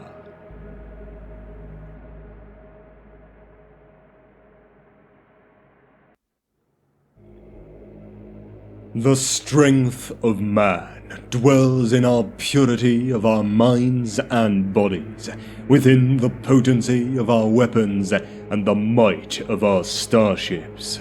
Most of all, it is found in the righteousness of our cause and our unshakable faith in the eternal God Emperor. From Preacher Mihai Hujar. The primary individual weapon of the Orders Militant of the ADEPTA Sororitas is the bolt gun. Weapon specialists like Dominions and Retributors tend to use flame and heat-based weapons such as flamers and multi-melters, and other weapons with a purifying spiritual effect. Battle Sisters use a form of modified power armor in battle.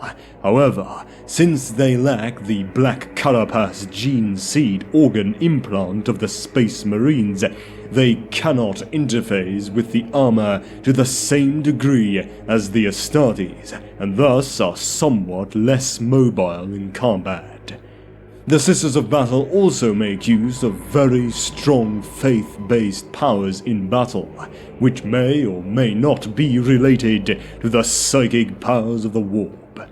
The Sisters believe these abilities are granted by the divine will of the Emperor himself, though they are more likely the psychic manifestations of the Sisters' incredible faith and devotion to him, as the Monasterium is shaped by belief. The most common war gear worn by all Sisters of Battle include the aforementioned Sororitas power armor, commissioned by Gauge Vanda. It is the only part of his legacy that was not removed along with his head. Created initially by the Forges on Mars for the ADEPTA Sororitas, this lighter power armor provides excellent protection and increased strength with little to no reduction in movement speed or agility. Similar to the light power armor often used by many Inquisitors, the Sororitas power armor has an extended operating life. The Sisters do not have the advanced black carapace of the Adeptus Astartes. However, they are trained to use their power armor to its fullest. Next, the Hospitaller carapace armor. Often serving in combat zones, Sisters Hospitaller require more protection than other non-militant orders. The distinctive armor is a welcome sight to injured guardsmen and acolytes alike, an angel of mercy sent by the God Emperor himself. In addition to its protective qualities, the hooded habit is often coated in incense and unguents, and the rest of the armor is sealed and treated against toxins. Then the bold pistol, and the Godwin Deaz pattern bolter, designed specifically for the Adepta Sororitas and blessed by the canonesses of the orders. These venerated weapons are presented to an Adepta upon becoming a battle sister. The Sisterhood considers the venerated Godwin Deaz bold weapons heirlooms, each one carefully maintained by highly specialized servitors and trusted servants. This pattern bolter has great significance to the Adepta, not only as a powerful weapon against the enemies of mankind, but also as a symbol of the Emperor's judgment and of the Sisters' personal connection to their faith. Then frag and crack grenades. And now for their optional war gear, starting off with the special issue war gear. First, the Blessed Standard. The standards of the Adepta are thrice blessed by the prioress of their convent before they march to war.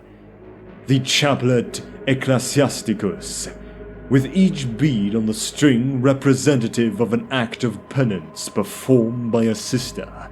The Chaplet Ecclesiasticus is often worn around the neck or waist, depending on its length and preference of the wearer.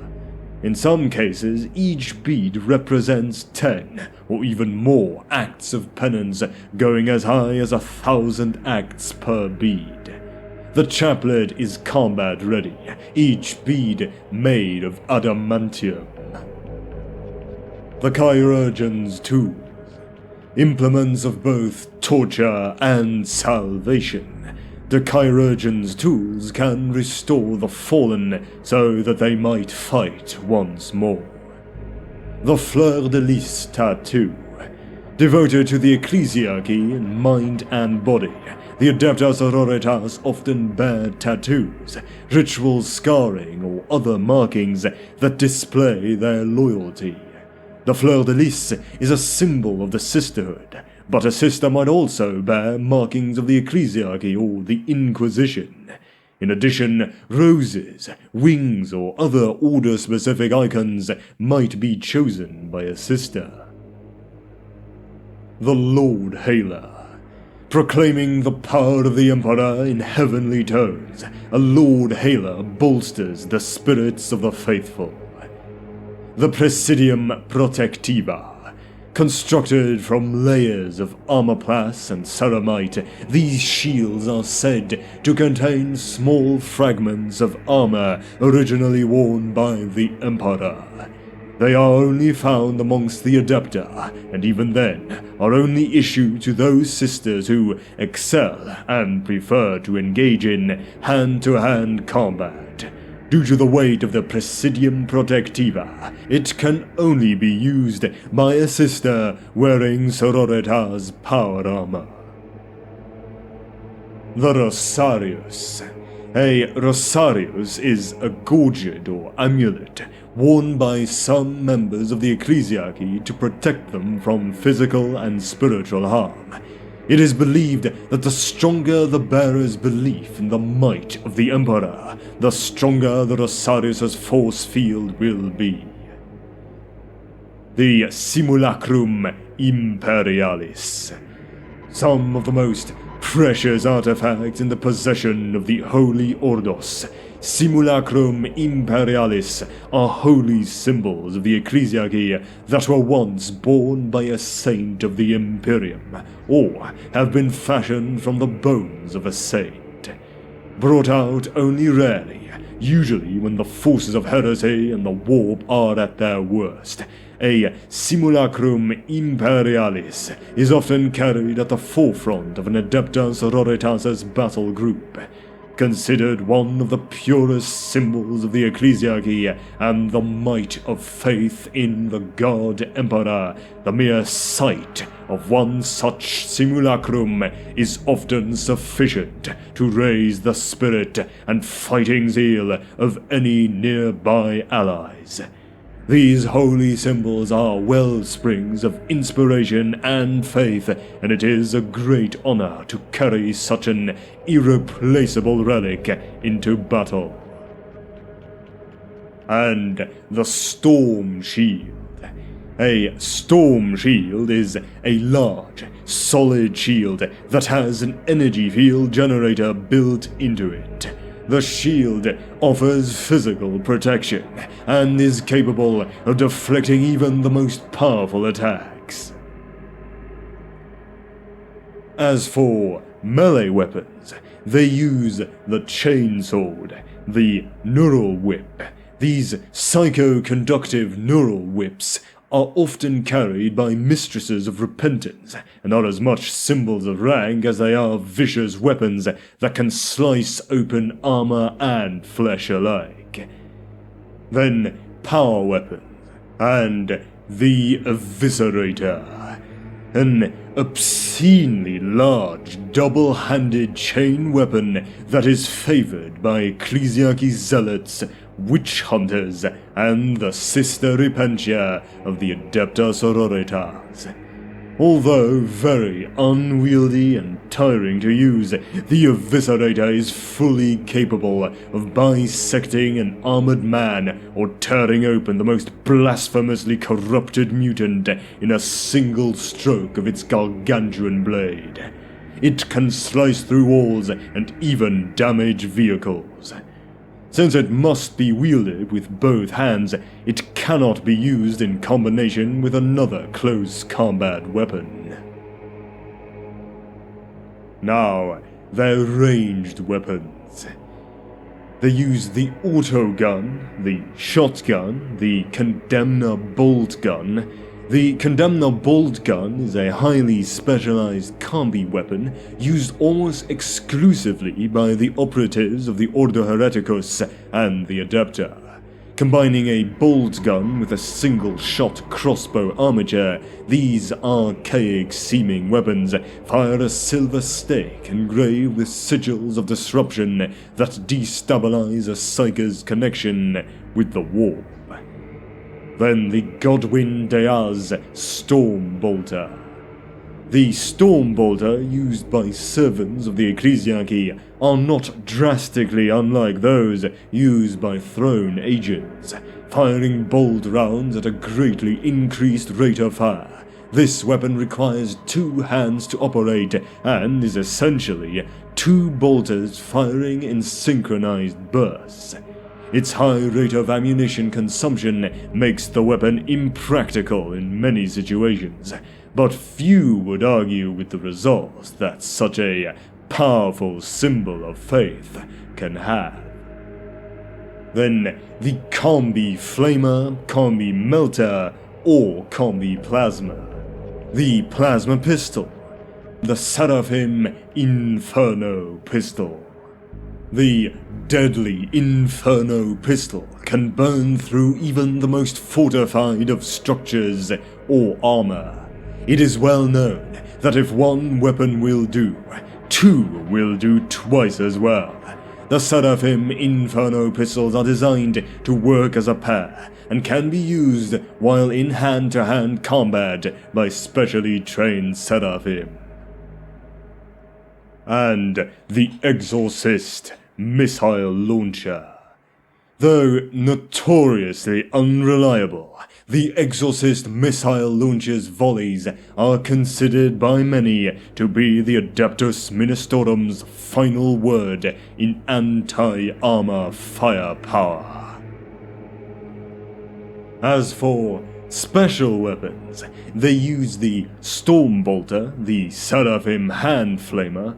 Designed for use in pairs, Seraphim Hand Flamers can spew forth gouts of flame from both pistols at once.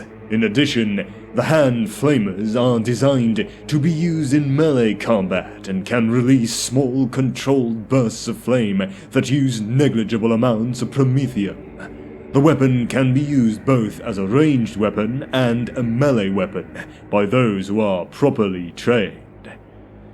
Then the Melter Gun and Melter Bombs. Their heavy weapons consist of the Heavy Bolter, the Heavy Flamer, and of course the Multi-Melter. And to end things off, some extra bonus gear and tools. The Hospitaller Medicae tools. The Order Hospitaller equips its sisters with the best battlefield medicine tools found outside the apothecaries of the Adeptus Astartes. The kit has a variety of sacred oils, unguents, surgical tools, and sterilizers to help those who lay wounded in battle. The Reliquary. Reliquaries come in a myriad of forms, such as boxes, caskets, and cases. They are used to contain relics, charms, or holographic images of actual relics. The Rules of Sororitas, a collection of treaties, litanies, and assorted holy directives. The Sarissa. These are heavy, spiked blades the Sororitas often attach to their bolters in order to allow them to engage in hand-to-hand combat without switching weapons. When mounted on a bolter, a Sarissa counts as an axe in close combat. And probably the most well-known, the Seraphim Jump Pack. More streamlined and stylized, this jump pack is based off of the same technology as those used by the Space Marines. The design has the added effect of giving the Adepta Sororitas the appearance of avenging angelic hosts. The aggressive use of them by the Sororitas has made that design work tremendously well. Aside from the normal usage, an alternate tactic seen in the reconsecrating of Pilgrim's Pause was as a lateral boost to redeploy Seraphim strike teams while staying behind cover.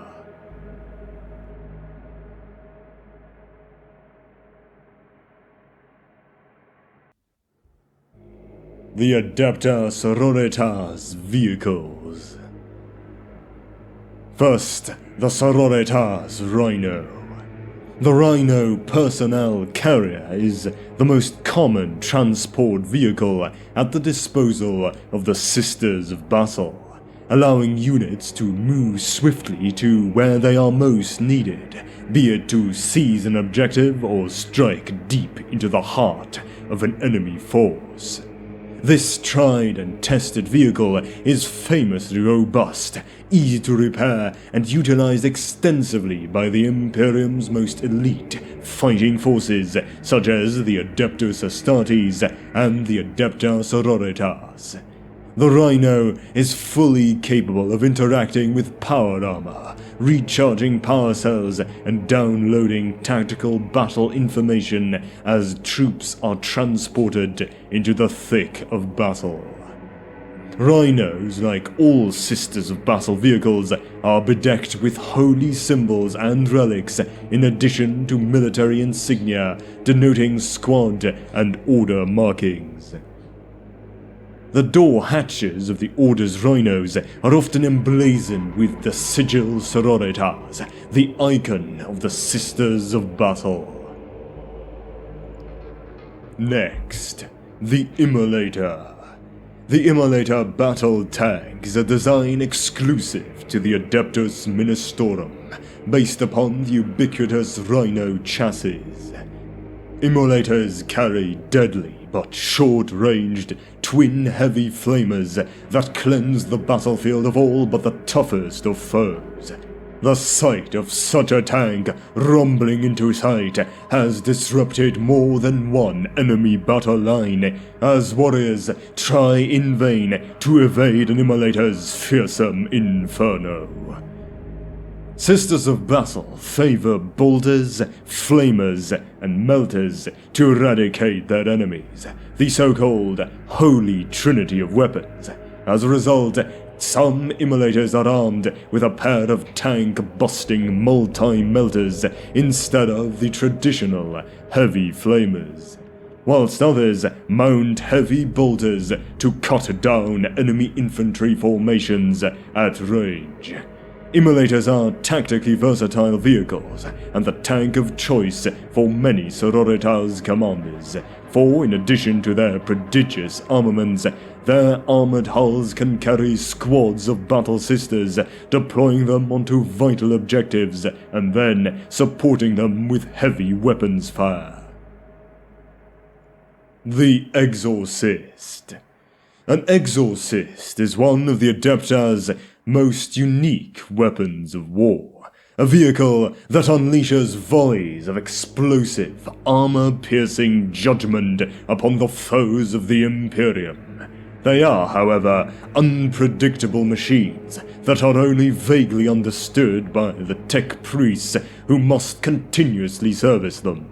Many Exorcists have been in service since the Age of Apostasy, further adding to their erratic nature. The Exorcist missiles fired by these revered vehicles are capable of splitting open enemy battle tanks or destroying entire squads of heavy infantry in one punishing salvo, provided, of course, that the Exorcist's temperamental machine spirit does not malfunction.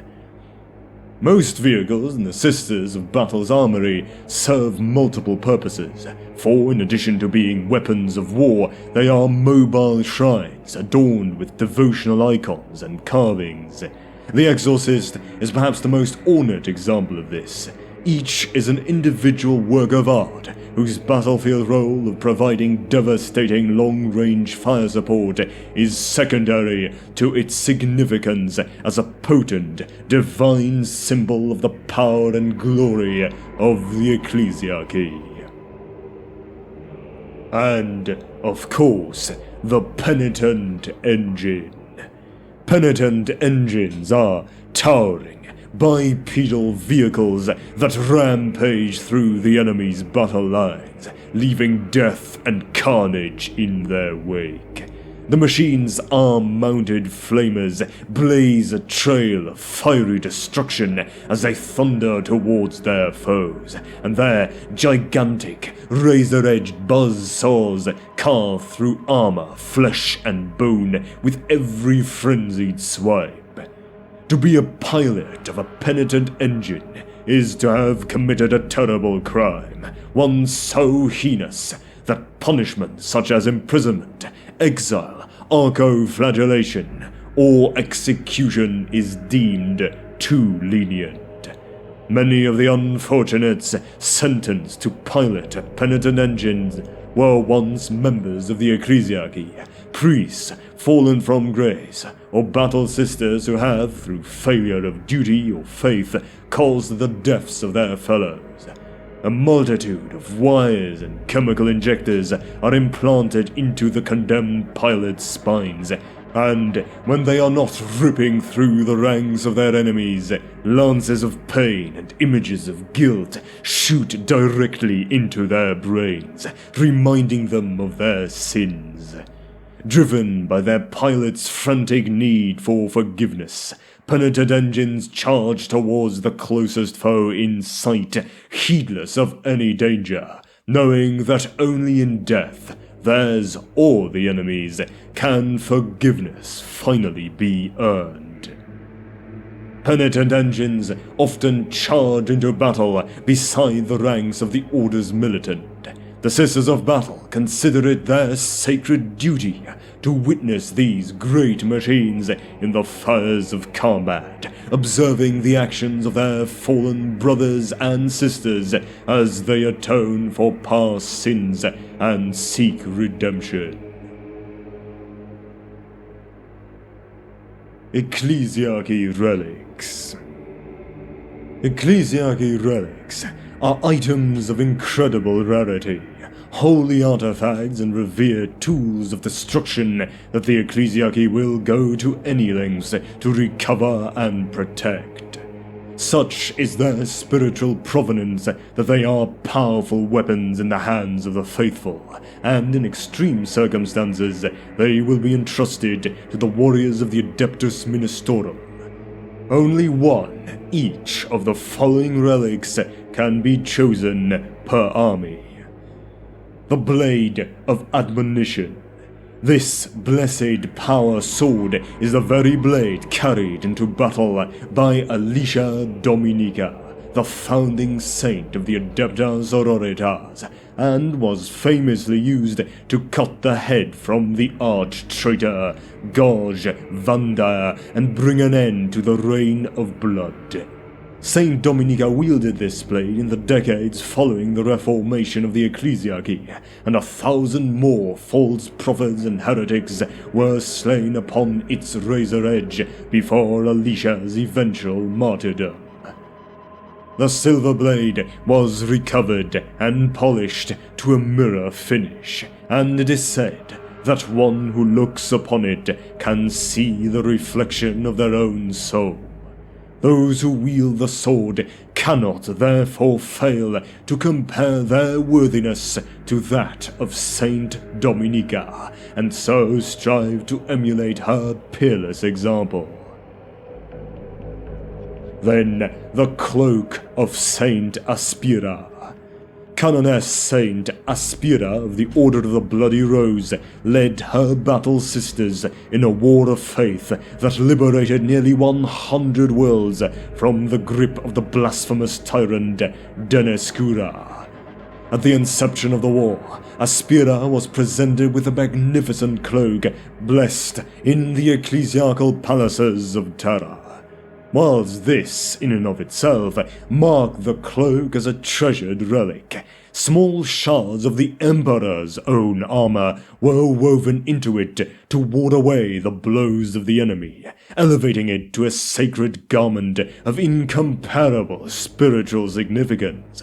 Saint Aspira wore the cloak throughout the War of Faith, striding into the fray heedless of her own safety, secure in her unwavering knowledge that the Emperor protects.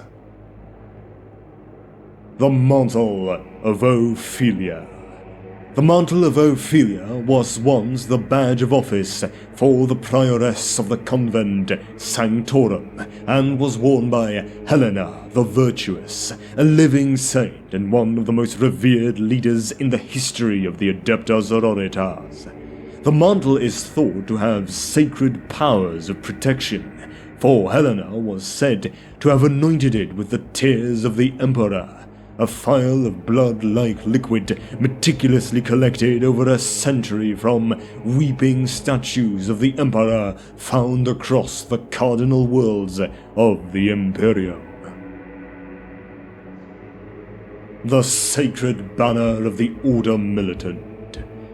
Each of the 6 great orders militant possesses a single ancient battle banner passed down through the generations from the time when their order was first created.